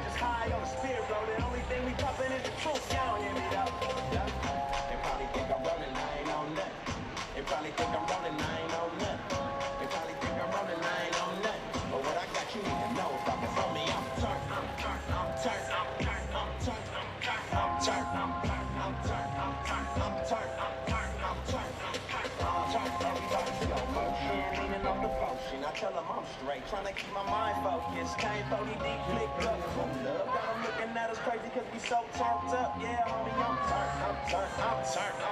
I ain't popping, rolling, and I ain't burnt. So tell Mary and Molly, I don't need them to party. Someone woke up in the lobby trying to look at their wallet. While I'm 9 holes in trying to work on my hobby. And I wish somebody would get me started. Hey, deuces up the nips. K-Dot gang. I'm out here in the West. Go holla at me, man. My bloodstream clean, nothing running through my veins. It's 116, yeah, I'm still unashamed. I call it net worth, keep them out here fishing. You know I'm with the clicking, man, we out here trying to kick it. You know that we turn. They probably think I'm rolling, I ain't on nothing. They probably think I'm rolling, I ain't on nothing. They probably think I'm rolling, I ain't on nothing. But what I got, you need to know, focus on me, I'm turned. I'm turned, I'm turned, I'm turned, I'm turned, I'm turned, I'm turned, I'm turned, I'm turned, I'm turned, I'm turned, I'm turned, I'm turned, I'm turned, I'm turned. 14-10 the score. You can go ahead and pop up our field cameras. Nobody needs to see me right now as we are waiting for the second half to get underway. Stretch, you and I were just talking about it. What's perhaps a little bit puzzling right now, the halftime clock as the halftime period began read 14 minutes, which is admittedly shorter than what is normal in Texas high school football. A lot of times you see 28 on the clock, but neither team brought a band today, so just the 2 cheerleader performances, and now it's an empty field. But those 14 minutes ran down. We've got 12 minutes on the clock for the third quarter, ready to start the quarter, and no teams on the field at the moment. Hey, both these coaching staffs are trying to make some adjustments, Mike, and they said, you know what, we normally get 28 minutes, we're going to take 28 minutes. And I think if both coaches agree to it, what are you going to say? I'm sure the officials and the fans, it's a little chilly out there right now. I'm sure the officials aren't real happy about it, but they could go rap on those doors and get them out if that's what they wanted to do. I wouldn't mind them doing that because, let's be real, nobody wants to sit here and listen to the two of us for the next 14 minutes. Well, you got a good point there, although I think I could make a few good points. Yeah, probably. But I agree with you. You know what? A really well-played first half. It was a fast first half, but a well-played first half. And now I think everybody here is looking forward to seeing what we're going to get this second half. It was interesting that Dallas Christian won the toss, Mike, and deferred almost as if they knew it was going to be a critical situation for them to get the football back. Now they finished the half with it, and they're going to get it right back to come out here in the second half. It will indeed be Dallas Christian football to start the third quarter. Give you a quick look at the stats here through one half of play. Grapevine Faith with a 12-5 edge in first downs. Aside from that, though, it's been a pretty even football game. 197 total yards for Grapevine Faith, 141 for Dallas Christian. 84 passing yards for Grapevine Faith, 68 for DCS. 113 on the ground for Grapevine Faith, 73 on the ground for Dallas Christian. 2 penalties in the football game, both of them against Grapevine Faith for a grand total of 19 yards. Neither team has turned the football over officially. There was the turnover on downs in the early going for Grapevine Faith, but no team has handed the ball off to the other squad so far tonight. A very clean game, both penalty and turnover-wise, as we are at least starting to see Grapevine Faith make their way out of the locker room and out toward the field. No movement of the same kind from Dallas Christian just yet, but we're moving in that direction, at least it appears. Deuce Hogan on the night, 9 of 14, 84 yards and a touchdown. Mark Saunders, the best statistical evening thus far. 21 carries and 103 yards in one half of football. Hilton Harris, 4 receptions, 63 yards and a touchdown for Grapevine Faith to lead the way through the air. Brooks Lowenstein with 12 receiving yards on 1 catch. Lex Buchvault, 2 for 9. Caden Headington, 1 for 3. And Saunders has 1 catch for a loss of 3 yards. Zach Holland through the air for Dallas Christian, 5 for 9, 68 yards and a touchdown. He also leads them on the ground, 4 carries for 39 yards. TJ King, 2 carries for 34, and basically all 34 came on 1 carry that was spectacular. It was a heck of a run. I mean, if that didn't get you sitting up in your chair, you're not much on football. I'm trying to think of, was it you that I heard say this earlier today, or did I hear this from somebody else? If that doesn't get your fire going, your logs are wet. Or your pilot lights out, or any of those other sayings that they have. It wasn't me, but I like it. Yeah, if that didn't get it going, it ain't getting going. Peyton Beasley leads the way for Dallas Christian through the air. 1 reception for 34 yards. Of course, that was the touchdown catch, the lone touchdown we've seen from Dallas Christian so far tonight. Brett Judd, 2 catches for 30 yards. Justin Vaught and Parker Robinson each with a catch apiece tonight. 14-10 our tally so far. Grapevine Faith with the 4-point edge at halftime. And again, we've at least got movement so far as having Grapevine Faith on the football field. Dallas Christian still nowhere to be found. Their cheerleaders, their fans, what appears to be the entire student section is down on the field on the far side. But no players just yet for whatever reason. They're ready for them to come out of their little tunnel down there. But here we go. Now we're going to get them out of here. Officials, I'm going to bet you, Mike, you're moving this along, saying, you know what, enough of this standoff. Let's see if we can get both these teams back on the field and kick this ball off for a second half of football. So there's Dallas Christian on your screen making their way out of the huddle, out of the locker room, rather, and out onto the football field. 170 of you with us right now on Facebook Live, if you will. Please, as we're starting the second half back up, click the share button. Let your friends and family in the Grapevine Faith and in the Dallas Christian communities, heck, in the Texas high school football community writ large, let them know that they can tune in and enjoy the second half of what should be a really good football game between, again, arguably the second and third best TAPS Division II teams in the entire state, behind only the 2-time defending champion Trinity Christian-Cedar Hill. 2 teams that have state championship pedigrees. Dallas Christian with 8 all-time, 4 of them during head coach Mike Wheeler's tenure. And Grapevine Faith won the title in 2016. Like well-coached football teams, you watch a half of football. I didn't know hardly anything about these 2 teams, but you come in here and watch a half of football. I love what you mentioned. 2 penalties. You know what that converts to being well coached. Those are well coached teams that aren't going to beat themselves, teams that aren't going to be sloppy, teams that are going to be where they're supposed to be when they're supposed to be. That's usually what leads to grabbing or things, you know, especially when you got two teams, Mike, running the football like these two teams can run the ball, not to have a holding call. That tells you they're not going to put themselves in these bad down and distance situations. Yeah. 14-10 the tally. Dallas Christian out on the field getting loose. Grapevine Faith's ready to rock, and the third quarter is just moments away here on Facebook Live, YouTube Live, and WFAA.com. We do appreciate you guys joining us tonight. Mike Leslie and Glenn Stretch Smith here with you, the former Cowboys coach and scout. You're used to seeing him on Dale Hansen's Sports Special on Sunday nights, but tonight good enough to join us on, for the first time, Thursday Night Lights. Again, our special Friday night playoff edition of Thursday Night Lights as we're into the playoffs. There aren't many games on Thursdays anymore at this point. Not a whole lot of teams left, so no need to play on Thursdays. Well, I appreciate you having me. We talked about it at the beginning of the year, and unfortunately, fortunately, I did make a commitment to coach All Saints Junior High team, and it was a heck of an experience. If you'd have told me, Mike, I was going to coach junior high football about 4 years ago, I'd have told you were crazy. But you know what? God puts us in certain situations for a reason, and it was a heck of an experience. And sorry I couldn't have joined you till now, but it's been a heck of a game, and we're getting ready to see a heck of a second half. Now, I'll tell you what.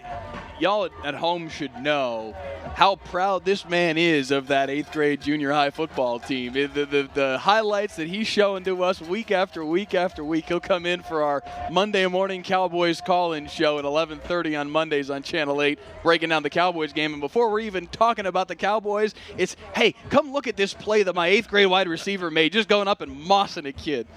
It's been fun to see. I mean, really, some of the highlights, and this is the other thing, those kids can play. Hey, we do have some good players, but what was fun about it, Mike, is that it's the first time I've ever had the term a head coach put on you, and I had the 7th and the 8th grade team, really two opposite teams. I had a really good team, and I had a team that I didn't know if we could make a first down, and they ended up going 7-1, and I mean, as rewarding experiences as you could have. That's fine. Let's get on to this football game right here, which is a heck of a football game.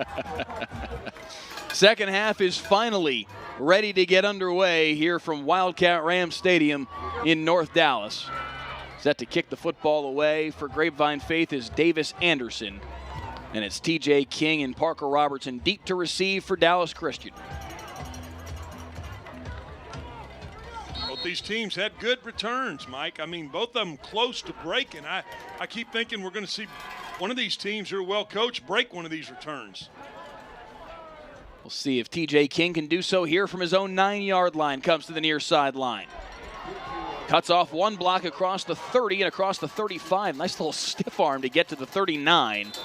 Puts a defender in the dirt and sets up some pretty good field position. Good return. Boy, good return. I mean, I keep saying this and I keep saying this. Well-coached teams. Watch him return this ball to the left. I mean, it's pretty well set up. He stays on his track right there. Good return. I mean, I'd take it every time on the 39-yard line if that's where I did. If they just agree to give it to me there every time. Amen. And that's where Zach Holland and company will get back to work. 11:50 to play, third quarter here on Thursday Night Lights, and the opening play from scrimmage of the second half. And Holland's going to take it on the QB draw. Nowhere for him to go. He was staring in the face of 3 defenders the moment he turned it to run. They ran trips to the top. You see that trips, and then they try to run that quarterback lead up in there. Faith having none of that. Jackson Wagoner and Pierce Froberg both right there to cut him off. They were not fooled by the formation or any of the play design there. They were just standing there waiting for Zach Holland to run into their lap. Give him a gain of about half a yard, and it's second down and 9 from the 40 rather. 3 wides to the top of the formation, and they're going to run the option once again. Holland. Good job to stay on that track. Now his pitch key kind of, or his pitch man kind of faded out of the play. He stayed on the track right there. Watch the back. King just kind of fade out. Good job by the quarterback. Stay on your track right there. Hit it up in there and get what the defense allows you to have, which is about a 4.5-yard gain. Puts it in a third and very manageable 5. Yeah, the pitch relationship wasn't maintained quite as strictly as maybe Mike Wheeler would have preferred there, but it does set up third down and an even 5. They've got to get right to midfield. They're going to come to the near side now. This time he will pitch it way out to TJ King, who's going to cut back across the formation, and look at TJ King across midfield. TJ King spun down at the 43-yard line. The cutback was devastating. I don't know what you call this, but it's an option that he just sees. He's out-leveraged right there. Look at everybody out-leveraged, and he just says, you know what, I'm going to cut this back, go get the first down. Good job of running the foot. We talked about this earlier. When you coach a running back, Mike, you want to coach him. Run with your eyes. Run it where it feels good. Right there, he cut it all the way back against the grain because that's where it felt right. 2 minutes gone by, third quarter, and Dallas Christian into Grapevine Faith territory at the 43-yard line on a fresh set of downs for Zach Holland. He'll hand it off to Robertson on motion across the formation and across the 35. That'll be another first down to the 32-yard line. And you see the two inside backers staying inside to play the quarterback right here. So what do? They hand it off on that little hand sweep and get them out leveraged. Yards and a first down for the Chargers. Good. I mean, well-designed play and good off of what they had done when they had the ball on that, or in this drive when they started the drive. Excuse me.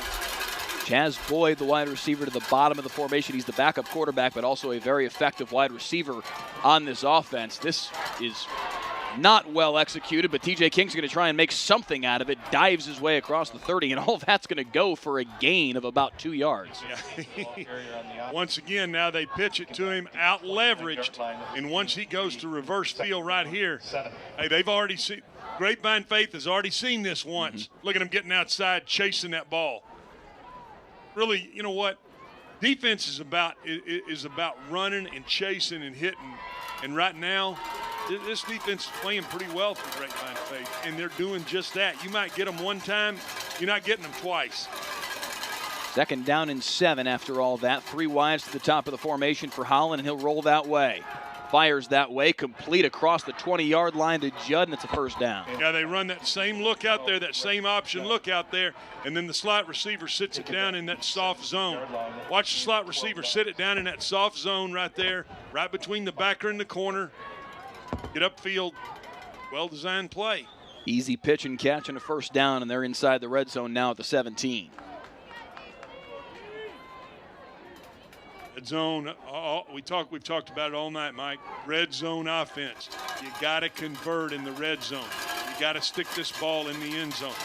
That's if you're on the Dallas Christian side. You're on the Grapevine Faith side, hey, man, shut the windows down and keep it in front of you. Tyler Winfrey comes in as the blocking back for TJ King, who lost the football. Who got it? They're going to say that like Dallas Christian got on it. They did jump back on top of it. Dallas Christian got away with one there because TJ King lost it as he went into the pile. Boy, lucky to get back on that football right there. 13-yard line. It'll be got to carry that ball high. You got to carry that ball up high. You see, one thing you can see about Zeke, he always carries that football up high. You got to put that ball away and get it up high where they can't strip at it down there. Credit to Luke Belevins, who reached in there with his left hand and stripped the football out, but Dallas Christian fortunate to jump back on top of it. 7:25 and moving third quarter, in this opening drive of the third frame has got Dallas Christian facing second down and 6 from the 13.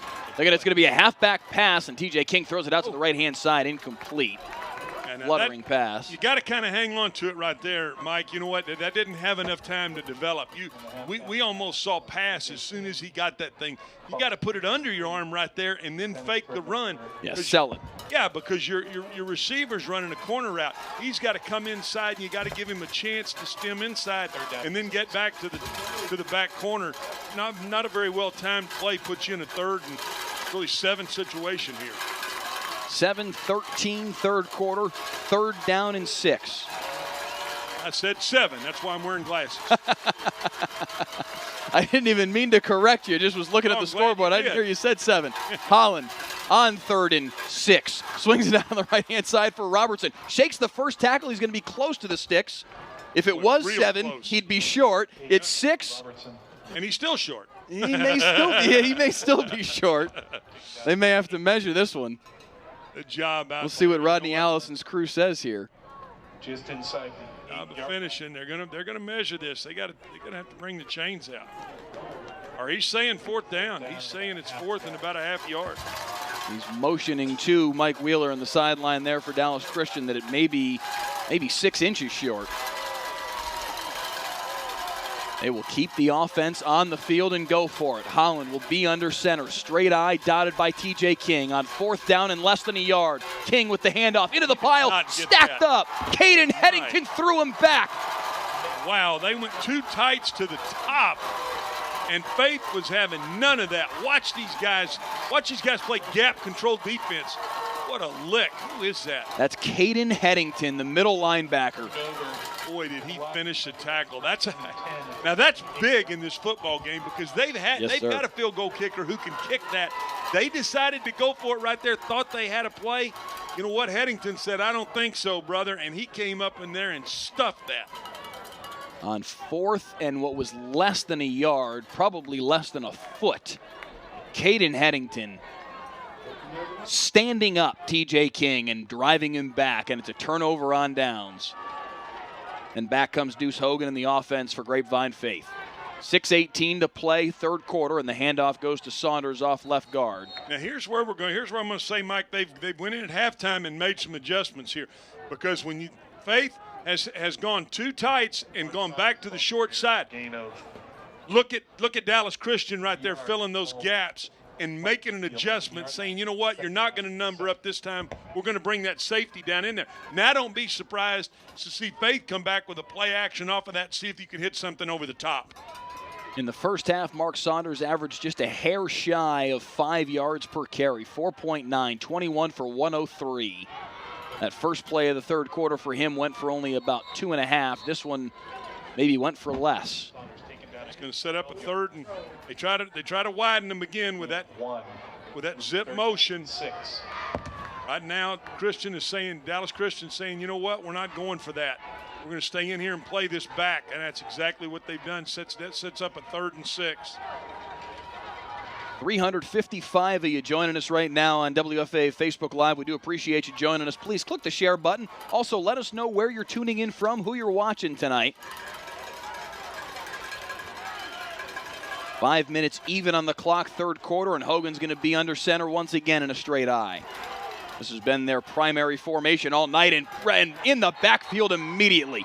Dallas Christian not fooled, and it'll be 3 and out. Now right here's where you got to try to check out of this, Mike. Look at them. They're playing a true cover 0 look and saying, you know what, we're not going to let this back beat us. That's exactly what they did. They just stunned it up in there, and they got to get a big turnover right here. And here's an altogether shocking development. TJ King made the play in the backfield. Deuce Hogan punts it away. Nobody back to receive it. Pretty good kick right there. Good bounce all the way out to the 43, 42-yard line on Dallas Christian's side of the field. Well, hey, you know what? Special teams. We talked about that being a play in the game. I mean, I don't know where they had the ball, about the 5. I mean, that's the 8-yard line, so that's 40. That's a 50-yard punt right there. That's what I'm talking about. I mean, that's critical in these type of games. Mm-hmm. Kick that ball off of your goal line and make them go over over 50 yards to have to get it back in the red zone. 42-yard line in Dallas Christian territory is where the football sits right now as Zach Holland, TJ King, and the Chargers offense makes their way back out on the football field. 4:21 to play, 3rd quarter. Mike Leslie and Glenn Stretch-Smith here with you on the WFA Facebook page, Facebook Live, YouTube Live, and WFA.com. Again, if you'd be so kind, please click the share button as Holland is in the option once again. Strung out and taken down after maybe 4.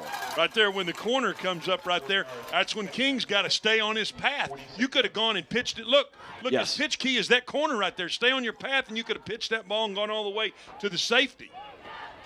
There was a lot of running room there to be had for TJ King if he maintains that relationship. Yeah. You stay on that pitch path, you got to stay with it right there. Stay in that. And that's one of those things where, you know what, when you're a coach, you can't always tell them exactly what's going to happen. Sometimes end is the pitch key, and sometimes it's the corner. You got to stay with it. They do pick up 4 on the play. It'll be 2nd and 6, but not before a flag here. Or do they get the timeout? They get the timeout right before the play clock expired. In the second half, with 3:38 remaining. 3:38. You know what?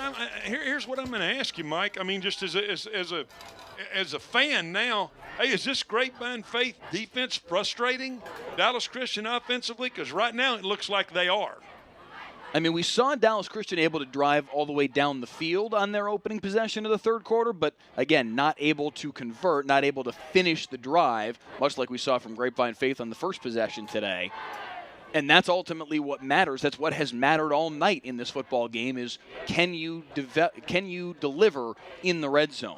Grapevine Faith wasn't able to do so on their opening drive. Dallas Christian was stalled and had to kick a field goal in the second quarter and then stalled again here, and they went for it on 4th down and short. Got to convert in the red zone. I don't care what level of football you're in, Mike. Both teams are moving it between the 20s. NFL, absolutely. Got to convert in the red zone. Let's see what they can do here on 2nd down and 6 out of the timeout. It'll be Holland in shotgun, 2 backs, 1 to either side, and a 3 wide receiver formation. Handoff goes to King. A little delay in the backfield and falls forward for 2. It'll be 3rd and 4. Again, good job by Faith. Staying in their lanes, playing sound, gap, integrity, defense. That's exactly what you're going to do because your big plays have come off cutback runs, off of runs that have gone back against the grain. And I'm going to say both these teams did a great job, even though they took longer at halftime than they should have taken, Mikey. They did a good job of adjusting at halftime. Axel Rivera on Facebook says, watching from Norman, Oklahoma, says, let's go Faith. Lisa Carroll Fox is watching from Montgomery, Texas, says, go Chargers. On 3rd down and 4. Holland going deep. Deep downfield, a man behind the defense. It's knocked away at the last second. Who was that came in there and made that play? Who was that safety? Peyton Beasley was the man deep for the Chargers, and knocking the football away was that Lowenstein. And may have been Blevins. You can get another look at it here on the replay. Try and catch a number. 4, Terrell. That's Terrell, yep. Josh Terrell. Good job to break back up underneath that and cause them to have to punt the football back to you. Now, here's what I'm asking you. They're not going to put anybody back to field this punt? They're just going to sell out and say, you know what, we're going to make sure you don't go for it, and they are. They're going to let them kick it, nobody back. Nobody back to field the punt. It checks up at the 25, falls dead at the 24. Like one of your wedge shots over there, Mike. Right there. Spin back and get close to the hole, right? Cozy up and get up in there like a butterfly with sore feet. Credit to Josh Terrell, though. You're talking about a kid, just a sophomore, 5'8" and 150 pounds. He was a little bitty. Hey, he looked like he could get some mounts out at Lone Star, but I know one thing, he broke up under that post right there and made a heck of a play. Terrell in starting at corner this week in place of Davis Anderson, who was out sick all this week. So in a big spot as Zach Holland and the Dallas Christian defense tried to beat him deep. Terrell up to the task and knocked it away. Forces the punt, and now back comes Deuce Hogan and company on 1st and 10. And it's going to be a little pitch here to Saunders. Hesitation in the backfield to get past the first man, and he picks up a yard or 2. And Mike, if we get another look at this, you're going to see 11 guys within 3 yards of the football right here. You know what? Dallas Christian is saying, you are not going to beat us running the football. Remember we talked about this in pregame. Hey, they can stop you if they want to. Now's where you got to rely on your quarterback. Play action. You hit a home run here. You know, make this an 11-point game, and all of a sudden it will be totally different. You'll see kind of the pendulum of momentum swing this side. They got to hit a home run here. They got to try to go up top, see if they can hit a big play. 2 minutes even on the clock, third quarter, 14-10, Grapevine Faith. Hogan turns around and hands off to Saunders, who tries to get to the outside, chased down from behind after he picks up 2. It'll be 3rd down and 5. What's interesting is this is an exceptionally balanced Grapevine Faith offense. 2 weeks ago, Mark Saunders carried the ball 47 times for 300 yards and 4 touchdowns. And then last week, only carried the ball for 78 yards because Deuce Hogan was the offense through the air. 303 passing yards on 46 attempts and 5 touchdowns. So they have the ability to do it. However, the defense allows them to do it. I'm a little surprised they haven't gone to the air more. But here on 3rd and 4, they've got 5 wide receivers. Man coverage here. Throw on the far side, complete first down. Brooks Lowenstein once again. Out of bounds and incomplete. Did he have his heel on the sideline, and they say incomplete? Lowenstein is ruled incomplete. I'm not sure what they said there, but they rule it incomplete, and all the Dallas Christian coaches are saying, hey, had his foot out of bounds here. It's going to cause you to have to punt the football back. The Grapevine Faith will come out in their punt formation, which is basically a modification of their offense because Deuce Hogan, their quarterback, is also their punter, which does make the threat of a fake a little bit more realistic. But on their own 29-yard line, probably not the time to do it, and Hogan will punt it away. Line drive kick. This time they do have somebody back for it. It's Robertson, but he won't field it. Heck of a job right there. Kick it all the way back to the 21-yard line. Great job by that young man. Just hit a driving punt and let it run and roll all the way back to that. I mean, in 2 punts, Mike, they flipped this field. You know what they punted ball to go from the 8-yard line. 100%, yes. Now they flipped the field. Special teams, it's big. It's big at every level of the game. You got to be able to play special teams, and obviously, Faith does a nice job of what they're doing and how they're designing their special teams. 2 long punts from Deuce Hogan, a shorter punt from Dallas Christian, from Preston Johnson, and effectively with those 2 punts, they've gained 30 yards worth of field position probably. Big difference in this football game. Holland's going to swing it on the left-hand side for Robertson, and he's spun down after maybe 2 yards. Boy, this secondary can tackle now. There's Blevins again. Watch him come up and take the right angle. Boom, put your helmet on his upfield knee. Good. Twist and get him to the ground. Great job. Great open field tackle. And the patience to break down, too, about 2 yards shy of him and not allow him to make you miss. Don't come flying in there all the way to the point of contact. That breakdown just before to make sure that you're solid and that you do make contact. That was very well played.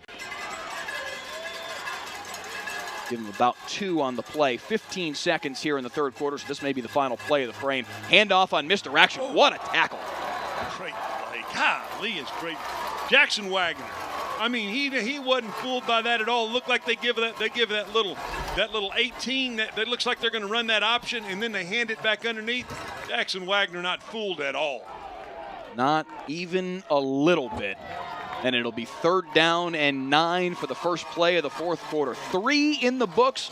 Nobody finds any points in quarter number 3, and it remains 14-10 here on our special Friday night playoff edition of Thursday Night Lights. We do appreciate you joining us here on WFA Facebook Live, YouTube Live, and WFA.com.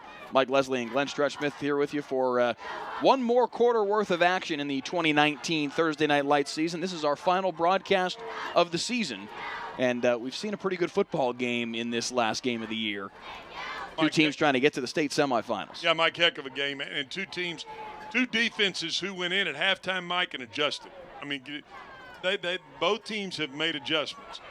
Dallas Christian said, we're not going to let the running back beat us. Yeah. And you know what Grapevine Faith said? We're not going to let the quarterback beat us. Now somebody else is going to have to make a play, and that's exactly how they've come out and played this third quarter. Now the question becomes, where do you get who's going to get a big play? We need something besides a single right here. I'd be challenging my defense and challenge my offense. We got to have a big play. We got to have a big play to swing the momentum to our side and finish this game off. This game has become extremely even statistically. 203 total yards for Grapevine Faith, 201 for Dallas Christian, but they need 9 here on 3rd down. Holland with all day, fires deep over the middle for Veasley. He hauled it in. He had Brooks Lowenstein all over his back, but still squeezed it, and they're across midfield. Good job. You know what? Go up and get that football. Lowenstein comes in here and tries to strip that ball out, but watch him go catch this ball at the highest point and then get it on his body. That's what you want to see. Heck of a conversion. We talked about a big play. That's a big play right there. Gets the ball over midfield and gets you a new set of downs. Beasley's got the only touchdown of the day for Dallas Christian, and another big play right there to pick up 3rd and 9 and get into Grapevine Faith territory. Early moments, fourth quarter here from Wildcat Ram Stadium in North Dallas. They set up on the left-hand side for T.J. King, and he's taken down quickly. Watch Wagner right here now, Mike. They pump this ball to the right. Watch Wagner. Watch that linebacker. Look at that back. Eye that back. And then go get through there and make a play. I mean, shoot. Holland is pumping to the right, and already Wagner's moving to the right. He saw he pumped. Yeah, he saw him pump him, and then his eyes went right back to the backfield. He saw the back, and he just drew a beeline to go make a play. I should That's say a heck to the of a left, play. yeah. Right, left, right. Hell, what side are we on here? 2nd down and 8. Holland off play action. Slings it over the middle for Beasley. Complete, and he's across the 30. Tried to dance his way through 3 defenders, and he was hit hard at the end of that play, and he stays down. Good job. I tell you what, heck of a job by Terrell not to leave his feet right there. Watch this, Mike. He hits a slant. Now watch number 4 comes in here, and watch him not leave his feet right there. Avoid the penalty. Good. If he leaves his feet right there, you're going to get a flag. Mm-hmm. 2 disciplined football teams. That's what you want to see. Beasley stayed down for a moment, but did pop back up pretty quickly, and he stays on the field here, and he's part of the 3 wide receiver formation to the bottom of the screen. Holland, nowhere to go. Throws it on the near side, though, for Robertson. That was supposed to be very clearly a quarterback draw, but he swings it on the near side for Robertson, and they pick up very close to a first down on that play. What's surprising right there is you don't see any offensive linemen down the field. Look at the offensive line kind of stay on the line of scrimmage right there. They're kind of that could be good or bad. You got 4 linemen walking around like cattle out there, but good they didn't go down the field. And after all that, it's a first down pickup, and they're into the red zone at the 16-yard line. 9:58 and moving 4th quarter. Dallas Christian looking to take the lead back. They led this game 7-0. They led this game 10-7 midway through the 2nd quarter. Haven't led since Grapevine Faith took a 14-10 lead late in the 2nd quarter. But now they swing it out on the left-hand side for Robertson. He's across the 10. I tell you, both these quarterbacks, I mean, is that not a good job? But watch this swing route. Watch him zip this. Zoom. I mean, that ball doesn't stay in the air long. It's accurate. You get it out to your back. Create a 7-yard pickup when really there was nothing there. That's called taking what the defense gives you. Good job right there. Red zone, that's big yards in the red zone, Mike. 2nd down and 2 after the 8-yard pickup, and Holland's going to take it himself on the option. Waiting, and now he's just running away. This is not going well. Taken all the way back to the 22-yard line. Brooks Lowenstein, that was just a bad decision by Zach Holland. I don't know how else to call it. They got to put that option up for a little while. They don't need to call that anymore. Look at UC Faith safety's coming. Watch the corner sitting there eyeballing the quarterback. There's the other safety in there. No. They're saying, no, we ain't having none of this. And at some point there, if you're Zach Holland, you've got to just understand, all right, this play isn't going any further. Stick it up in there. Exactly. Running backward there, they end up losing almost a dozen 12 yards. Yes. And it's been a 3rd and 14 situation. Yes, indeed. 8:27 to play 4th quarter, and a big play here for Holland. Steps up in the pocket, tries to escape, shoves it forward, and it's dropped. Creative play there by Holland to get the football out in the first place, but T.J. King couldn't squeeze it. Mike, I don't want to sound like we're beating a dead horse, but red zone defense. Yep. Red zone defense right there. You got 7 on first down, then you run the option for minus about 12, and then you get in a tough 3rd down situation. It's going to cause you to have to kick a field goal here, and it's a pretty long field goal. It's going to be from about 27, going to be 37 yards from this hash. And look at that flag. It's blowing hard. It'd be hard to get this up, even though he's got the wind behind him. You got to play the wind a little here. Preston Johnson out of the hold of T.J. King from 37. No good. Wide to the right. And it will stay 14-10. And that's what I'm talking about. You kind of had to kick that ball up into the breeze. He kind of chipped it a little bit. It didn't turn over for him. Wow, big drive right there with a couple of big plays, Mike, and to not convert or not get any points. Look at the sideline. Look at and this is what I'm talking about too. Look at the posture of the Dallas Christian sideline. They're down and saying, boy, we've taken this ball. We didn't get any points.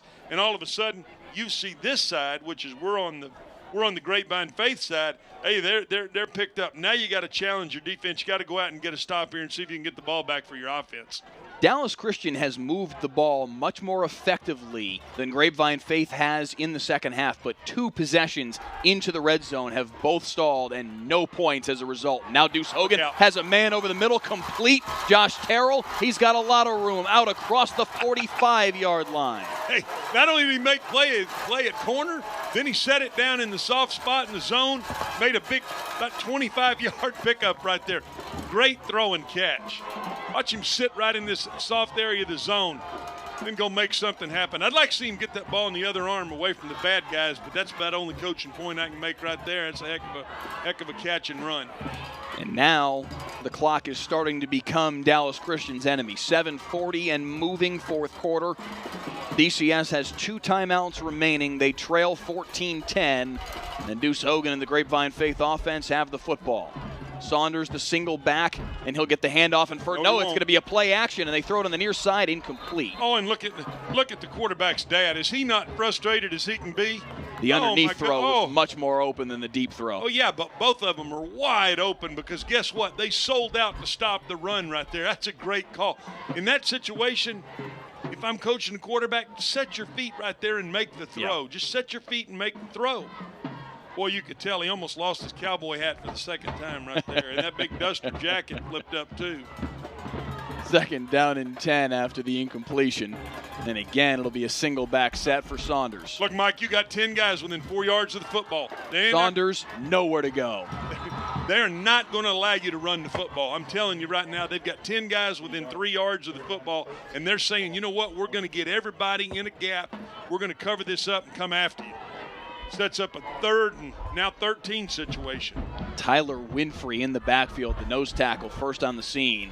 And Zach Reed there to finish him off as well. And it's 3rd and 13, under 7 minutes to play now, fourth quarter. 15 on the play clock. They can get it down to about 6:38 on the clock if they want to let the play clock expire. Empty.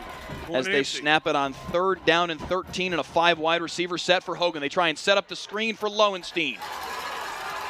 He's got an alley across midfield, but he's close. It looks like he's going to be about a yard shy of the first down. Boy, he almost run over the referee. I'm sure he's telling that referee, will you get your big butt out of the way? We're throwing the tunnel back underneath there. Look at the referee. Watch the referee do a little get up on the good foot. Right there. Whoop, whoop, whoop. Oh, 4th and 1 now. Does he trust his offense enough to go get him a yard in this situation? You're going to give him that field position? Ooh, this is gambling. 6:10 on the clock. Here, Mikey. Again, they do punt with their quarterback, so theoretically they could come out. Great job of punting with their quarterback. quarterback. But he's going to be under center here. They're going for it on 4th down and a little less than a yard. They're not even going to need. Did he? Hold on a minute. Who jumped? I'm not seeing any flags. There was definitely a jump, but nobody threw a flag, and he fumbled the snap, and it's Dallas Christian football. Oh, my. What a Not big a flag on the field, and I don't have a clue how. Well, what happened was they jumped. He snapped the football. He wasn't ready for the snap, Mike, and the ball went on the ground. Oh, my. What a big, big play in this football game. Deuce Hogan, they snapped the ball quick. Brandon White notices the... Well, they went on a hard count, it looked like, Mike. Yeah. And he jumped. And when he jumped, obviously he wasn't ready for the snap. He got it snapped to him and put it on the ground. I can't believe there wasn't a flag there, though. Believe it, because Dallas Christian's got the ball. They absolutely do. 1st and 10 at their own 46 and an opportunity here. 5:52 to play. Let's see what Zach Holland and company can engineer. Handoff goes to TJ King, runs out of the tackle of Headington, and steps through another move across the 30. TJ King across the 20, lowers his shoulder inside the 10. What a run right there. And then to finish the run. Oh, my. Now, we talked about the big momentum. Did we not feel the sideline, the air come out of this sideline? A run by King right there. Step through that tackle, step through another tackle, and now make that guy miss and go try to finish it. Ball in the outside arm. Heck of a run. 1st and goal inside the 9. Something back to what we've talked about. Can you convert in the red zone? Nose of the football just outside the 8-yard line. 1st and goal for Zach Holland and company. Holland's going to take it on the QB draw. Dives his way forward, and they'll mark him down at the 3. A tough 6 yards right there. Now they're going to run, it's either a power or a counter because, it's power. You see the guard pull and kick out. Trying to get another number to that side. Sticks it all the way down inside the 4-yard line. 4:56 and moving fourth quarter. 14-10. Grapevine Faith with a 4-point lead on Dallas Christian, but the Chargers with 2nd down and goal from the 3. Holland will be in shotgun with TJ King in the sidecar to the right. 3 wide receivers tucked tight to the formation. Hand off to King, and he's swallowed up. Maybe gained a yard. Call it the 2-yard line. Try to go away from that trips formation and see if they can hit it backside. Faith has done a great job this half playing defense. Boy, it's a big down right here. Now obviously you got 2 downs here, but the clock is moving. Going to be under 4 when they snap this thing. 4:12 on the clock right now. 15 on the play clock. Holland in shotgun. Robertson and King alongside him, and he's going to keep it himself. Pitches it out to Robertson. Robertson trying to beat Lowenstein to the edge. Cuts through 1 tackle, but he's taken down by Hilton Harris, and it's going to be 4th and goal. I tell you what, Grapevine is flat playing some defense. Now they fake that inside. Look at it, fake that. That's a true option. Look, fake it to the fullback and then come out and kick it. Great job of guys running to the football. Look at that, you got 6 guys around the football right there, Mike. Brings up a 4th and goal from the 3. Hey, here's where if you got a play that you feel good about, you better run it right here. They're going to go trips to the left. Holland in shotgun.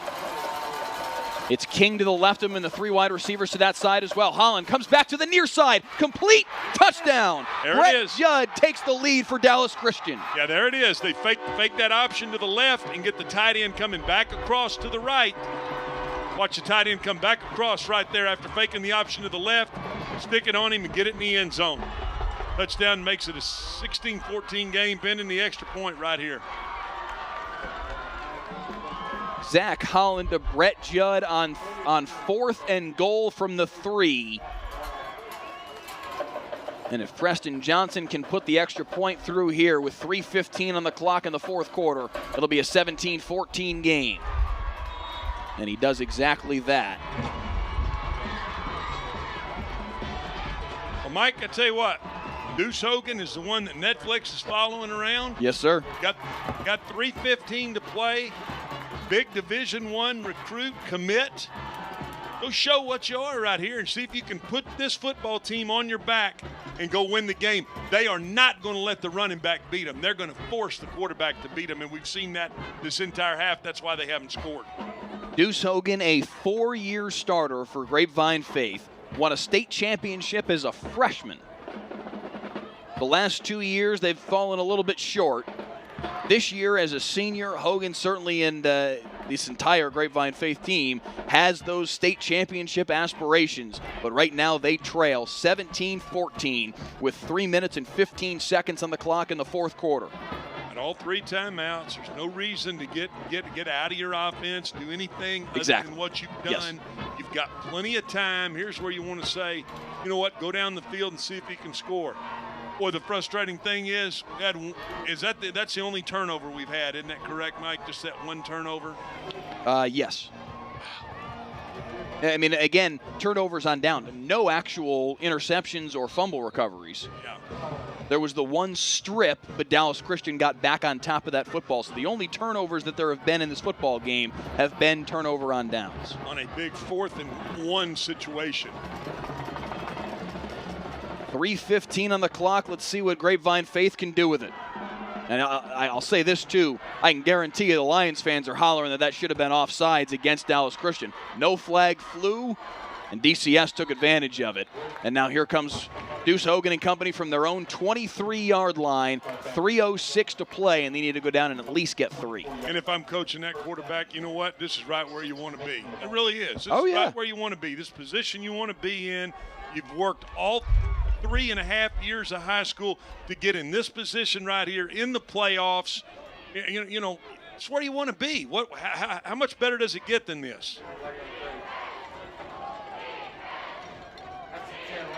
24-yard line is where they'll spot it to start the drive for Deuce Hogan and company.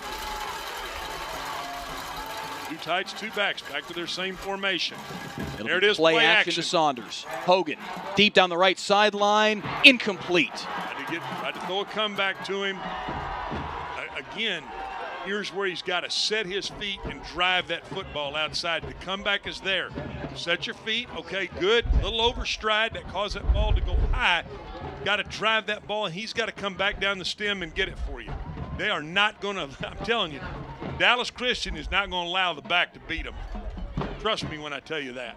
And the reality is if Grapevine Faith want to try and run the football down the field, there's enough time to do that. 3:01, and you've got all 3 timeouts. There's enough time, but to your point, that's not what the defense is going to allow. This is going to have to be on the shoulders of Deuce Hogan. And on 2nd down and 10, he's going to wheel back to the right-hand side. They're trying to set up the screen, and that did not develop at all. They were not having it. Now, they're right there is where you want to see. You know, he's trying to go back to his guy, Hilton Harris. You see him, they've already seen that once. Correct? They're having none of that. Now, 3rd and 10. 2:54 on the clock, 4th quarter, 3rd down and 10 for Grapevine Faith. Again, they do have 3 timeouts, so I suppose theoretically you could punt the ball away and play defense, but they would much rather convert here on 3rd and 10 from their own 24. Hogan under center.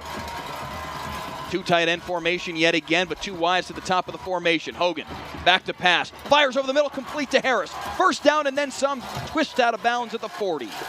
Job. Watch the back. Watch the back. Saunders come up in there to protect for him right there. That slows him down. You hit the tight end on the drag back across. Good conversion. Well-designed play right there. Huge 3rd and 10 pickup.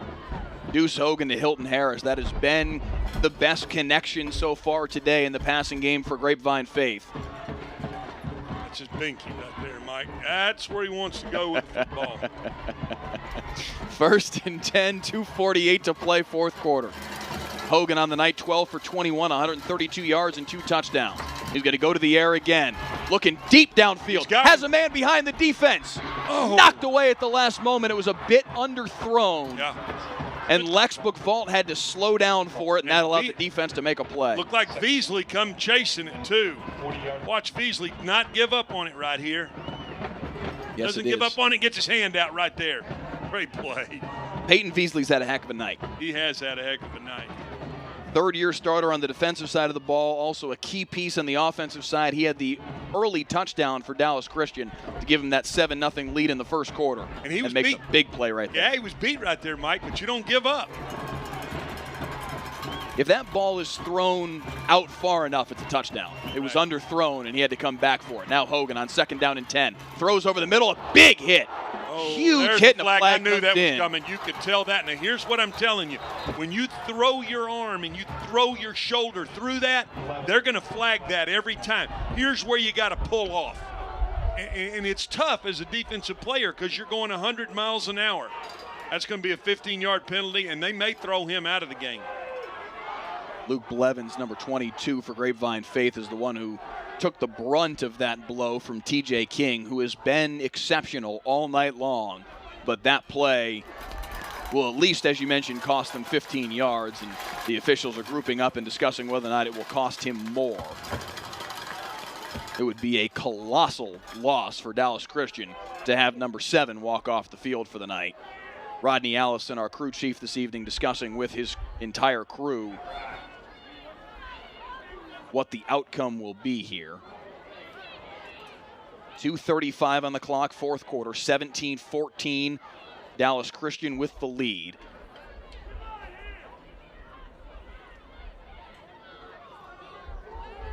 Again, Allison consulting with the entire 5-man crew. Let's see what he has to say here.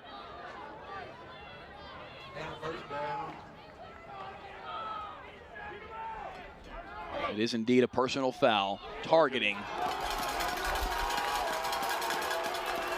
I'm guessing he's saying that's his. He didn't signal an ejection. No. But watch him finish right there. When that right arm comes through, that's going to get the flag every time. And TJ King is at least still for the moment on the football field. I don't think they're going to eject him from this football game for that. But if coach looks like he's asking for an explanation, but a 15-yard penalty takes the ball past midfield, 2:35 to play. Now remember, Dallas Christian used one of their tight end or one of their timeouts in a critical situation, so they've only got 2 remaining. Grapevine Faith, though, still with all 3. And 2:35 to play. The ball sits on the 45 on Dallas Christian's side of the field, and they'll hand off to Saunders. Saunders stepped through 1 tackle, nearly got to the edge. Sam Johnson dragged him down from behind. Otherwise, that's a big gain. Yeah, and that would have been his first big gain of the half. That's the first time, again, they run that zip motion and causes that end out here to widen and then gives him a lane to cut back. Nice tackle right there. Really nice open field tackle by Sam Johnson.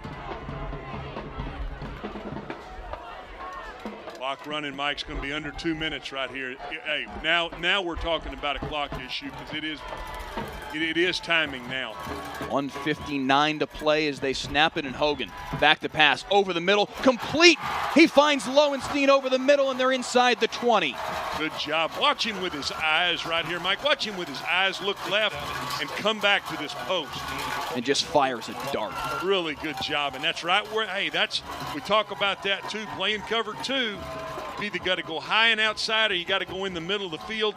He went and attacked it in the middle of the field. That's why he's going to be a Big Ten quarterback right there. That's a big-time throw.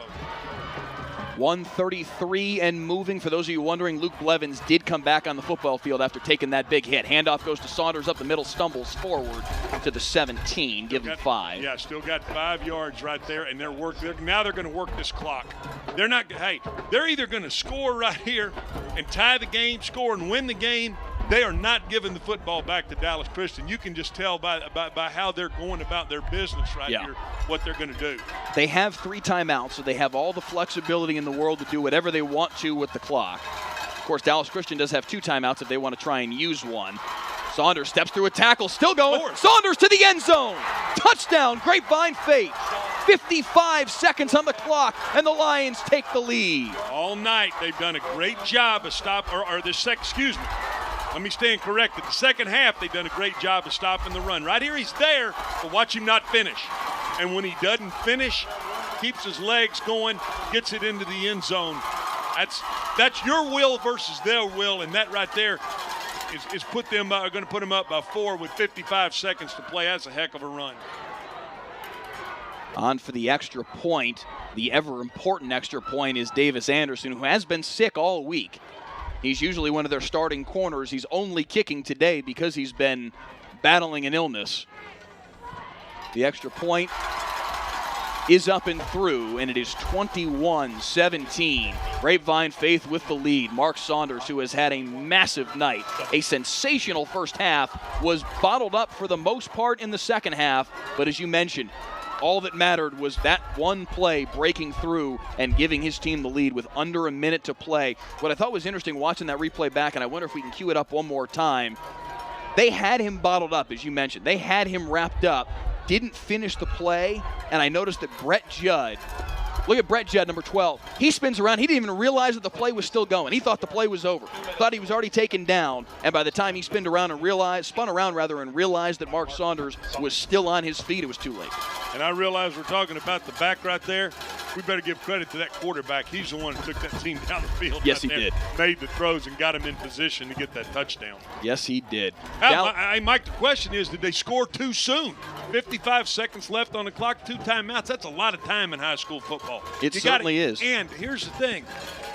Dallas Christian has done a good job with their returns.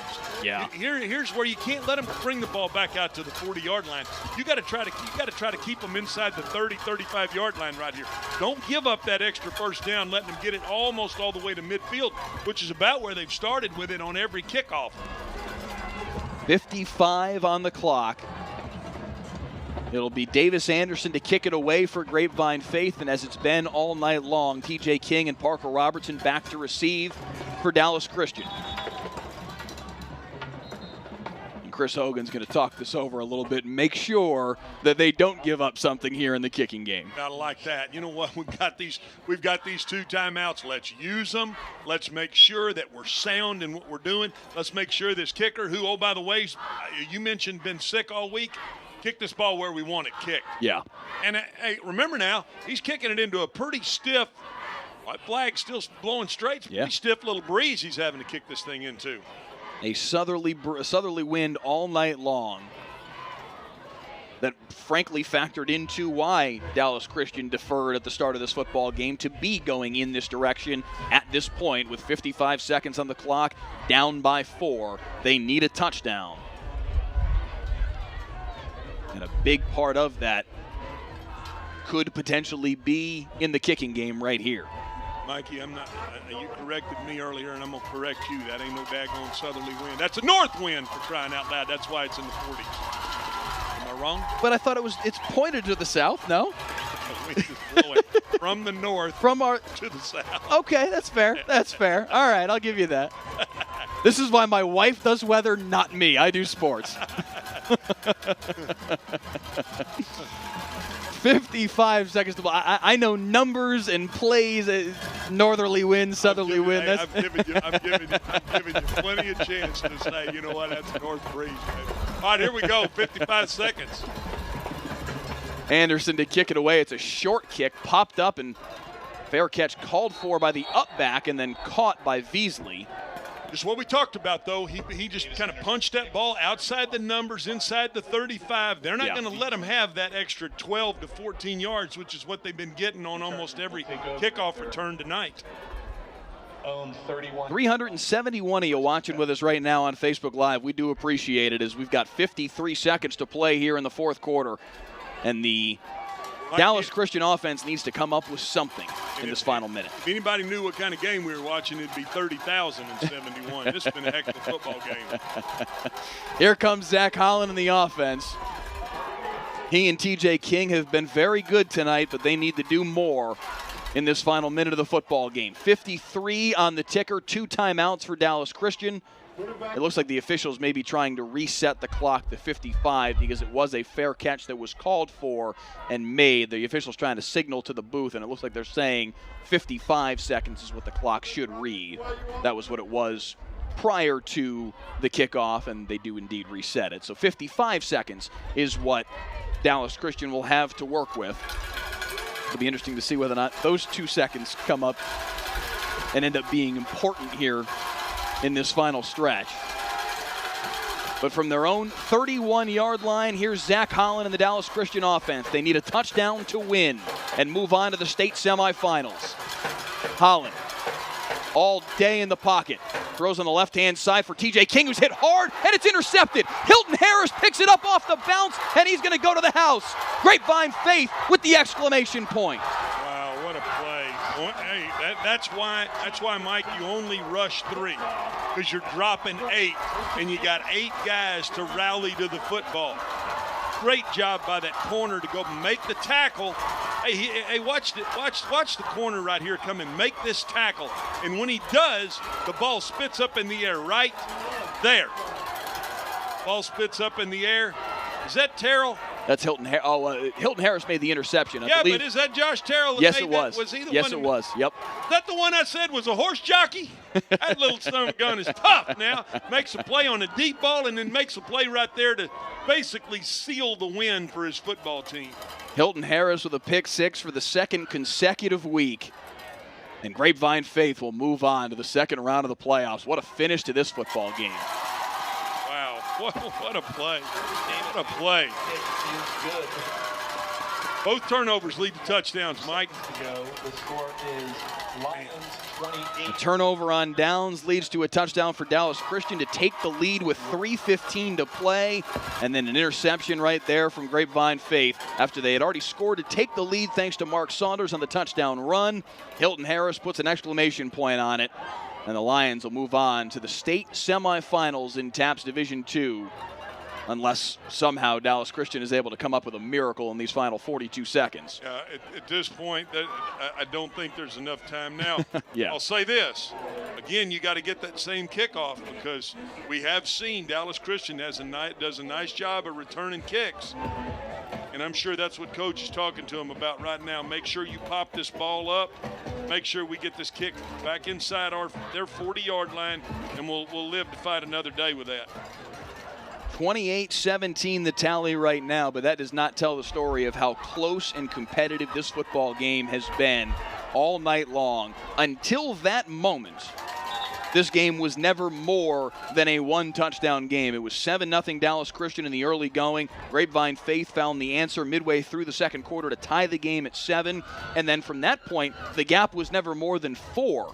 A 3-point lead for Dallas Christian, 10-7 off a Preston Johnson field goal midway through the second quarter. Grapevine Faith led by 4 thanks to Hogan hitting Lexbook Vault with 47 seconds left in the second quarter to make it 14-10. And these two teams had exchanged touchdowns in the final 4 minutes of this fourth quarter before that moment right there from Hilton Harris to put this one in the books. 28-17 our tally right now in what has been an electric football game. Yeah, I bet he doesn't fair catch this little pooch kick this time, Mike. It's a line drive down the middle of the field. Good job. DJ King will take it off the bounce. King has been sensational all night long. He's able to get across the 30 out to the 34, maybe 35 is where they'll mark him down. 35 seconds left to play. That's it. Run off about 7 seconds of the clock right there. So that's a win-win for Faith. Jamie Bryan commenting on the Facebook feed says that she's been watching and yelling all night long, and there's been a lot to yell about in this football game. Stretch has yelled a few times too, so I get it. Nothing like getting excited. Nothing like getting excited, and when it's happening right in front of you, we got a great seat up here. I mean, you got the catbird seat, Mike. You can see it open up, and it's been a heck of a football game, no doubt about it. Not a bad way to spend a Friday night in the middle of November. And Grapevine Faith, thanks to this win, will get to be able to say that they're practicing on Thanksgiving. Holland throws over the middle for Brett Judd, and it's going to be picked off again. Picked off by Luke Blevins, and that will put this one in the books. A wave to the far sideline from Brooks Lowenstein, and Grapevine Faith a kneel down away from moving on to the state semis. Yeah, turnovers, and again, they drop 8. Look at 8 of them in coverage. The ball gets tipped, and when it does, there's your tip drill. Look at our boy Froberg says, "Hey, get on the ground right here. Get on the ground." Froberg says, "Get on the ground," and Brooks Lowenstein just waving to that far sideline from Dallas Christian. Got to take a knee. It'll be interesting to see. I don't think Coach uses timeouts here. Down 2 scores. Not really a reason to. I think that's going to run it off, and you're going to. You know what, Mike? You hate to see one of these teams lose because really three quarters and 3/4 of the fourth quarter, we were in a 1-score game. Yep. Really well-coached game. Both teams really well-coached. This has been a heck of a football game, and I appreciate you having me tonight to come call this. Appreciate you being with us, Stretch. We really do, and this was a good football game from these two teams. Grapevine Faith, though, in the end, thanks to Deuce Hogan's 2 touchdown passes and Mark Saunders' touchdown run in the final minute of the football game, go on to win 28-17 in the state quarterfinals. They move on to the state semis in TAPS Division II with a 28-17 win over Dallas Christian. Hilton Harris with the pick 6 that gives us our final margin. That came with 42 seconds on the clock on the first play of Dallas Christian's drive as they were going to try and go down the football field and perhaps take the lead back. The throw from Zach Holland on the left-hand side, a big hit, as you noted, from Josh Terrell. Pops the football up in the air, and Hilton Harris all too eager to scoop that one up and head to the house. And look at the parents come out on the field to give their sons a hug. You know, family come out. This is a great thing about high school football. Tell them how proud you are of them. And then you see the Dallas Christian side. They're gonna love their kids up too. This is a heck of a football game, and too bad somebody had to lose in this situation, Mike, because both these teams pretty evenly matched. Two very, very good football teams that had their eyes on state championships, wanted to have that opportunity to take on the 2-time defending champ, Trinity Christian-Cedar Hill, who does, by the way, still have to win a game tomorrow against Brook Hill to be able to move on to the state semis. But it's a team that they already beat earlier this year pretty handily, and nobody's really been able to stay with Trinity Christian-Cedar Hill all season, certainly not in the Division II level anyway. So chances are good anyway. TC Cedar Hill is moving on to the semis and will now face this Grapevine Faith football team who has a big task in front of them now. Yes, they do. You know, Dion's team will be well coached, and you know what? I haven't seen them play, but this Grapevine Faith's a good football team too, and that's the reason they won this game tonight. It was interesting. I was talking with Coach Hogan earlier this week, and I asked him whether or not he thought that Trinity Christian-Cedar Hill was beatable. He said, they are. He said, we're going to have to play darn close to a perfect football game to be able to accomplish that. He said he told me a story about when they played Fort Worth Nolan several years ago. Nolan is always very good. That particular year, they were sensational. He said, going into that game, he said, I knew we had a good football team. I knew we had an opportunity to win, but I said to our kids, here's the thing. On a 1 to 10 scale for each of you individually, 10 being the best that you can play on any given day, I need every last one of you to play a 9.5 or better. You do that, we can win the football game. And he said, sure enough, that's what we went out and did, and they won that game 20-13. Well, he said it's going to have to be the same thing. They played very well tonight. Very well. No turnovers officially for either team until those final moments of the game, the 2 interceptions on the final 2 possessions from Dallas Christian. There were some turnovers on downs earlier in the football game that were very important as well, but a very clean football game. Only 3 penalties combined for these 2 teams, 2 against Grapevine Faith, 1 against Dallas Christian. As you've talked about all night long, 2 very well-coached and very respectable football team. So this is the way that they play and the way they go about their business. It was impressive tonight from both of these 2 teams. No doubt. And you watch these 2 coaches address their teams. One coach is extremely happy. The other coach, I'm sure, is somewhat disappointed. But you know what? The great thing about football is it teaches you how to respond to adversity. And I know you know this, having played the game at this level. It teaches young men, and we talk about all the time, hey, concussion this, and yes, there are some risks, but it doesn't outweigh the rewards in understanding how to respond to adversity and how it teaches you. You know what? When you don't succeed, you dust yourself off and you get up and try again, and I'm sure that's what the team at Dallas Christian is learning. And you know what? They'll be better young men because of it, Mike. The tough thing is that their season does end, and for some of these young men, their career just ended in the last. I mean, Sure. A game that they felt like with 3:15 on the clock, they scored to take the lead 17-14. They think they're moving on to the state semifinals, and just that quickly, back comes Grapevine Faith to take the lead and ultimately win this football game.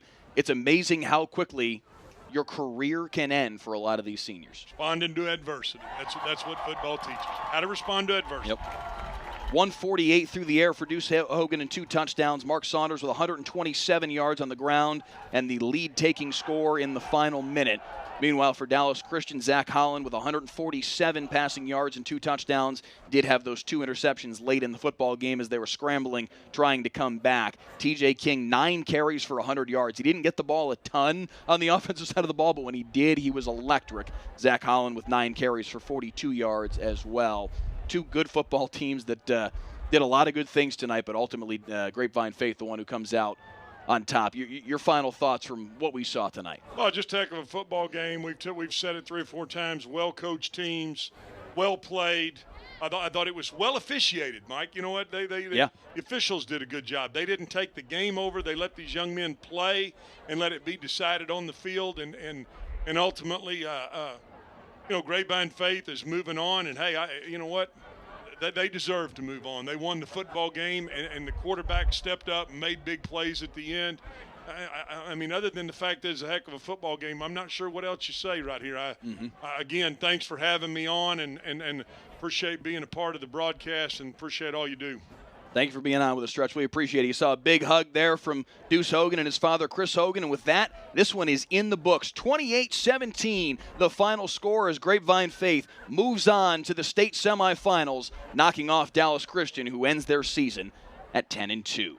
Our thanks to the athletic directors, Grapevine Faith, John Brooks, and Mike Wheeler from Dallas Christian. Also to the head coaches, of course, Coach Wheeler and Coach Chris Hogan, for being so generous with their time and information about their 2 teams all this week. Without their help and support, straight up, this broadcast is not possible. We also want to thank our sponsors all season long here on Thursday Night Lights, Texas Health Resources. This is our final Thursday Night Lights broadcast of the year, so one final and major shout out to our crew, our dedicated engineers who turned this broadcast into what it has become this season. Don Hazen and the now departed from WFAA, Dode Bigley. Our brilliant photographers and directors all this season. Ian Gordon, your director this evening. Bill Wilson, your photographer this evening. But also Raul Garcia, Chuck Crosswhite, Dwayne Watkins, and Joe Cruz helping out all season long. Our digital coordinator all this season back in Dallas has been Nick Blackhall, and the executive producer of Thursday Night Lights, is Sean Hamilton. Also, a nod to our management team for greenlighting this project and allowing it to flourish as it has. Carolyn Mungo, Leslie McCardle, Jim Glass, and our GM, and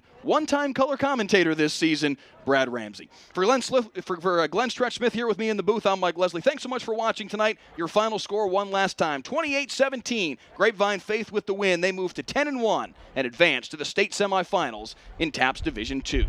With that, one final time from Wildcat Ram Stadium. So long, and thank you for watching Thursday Night Lights.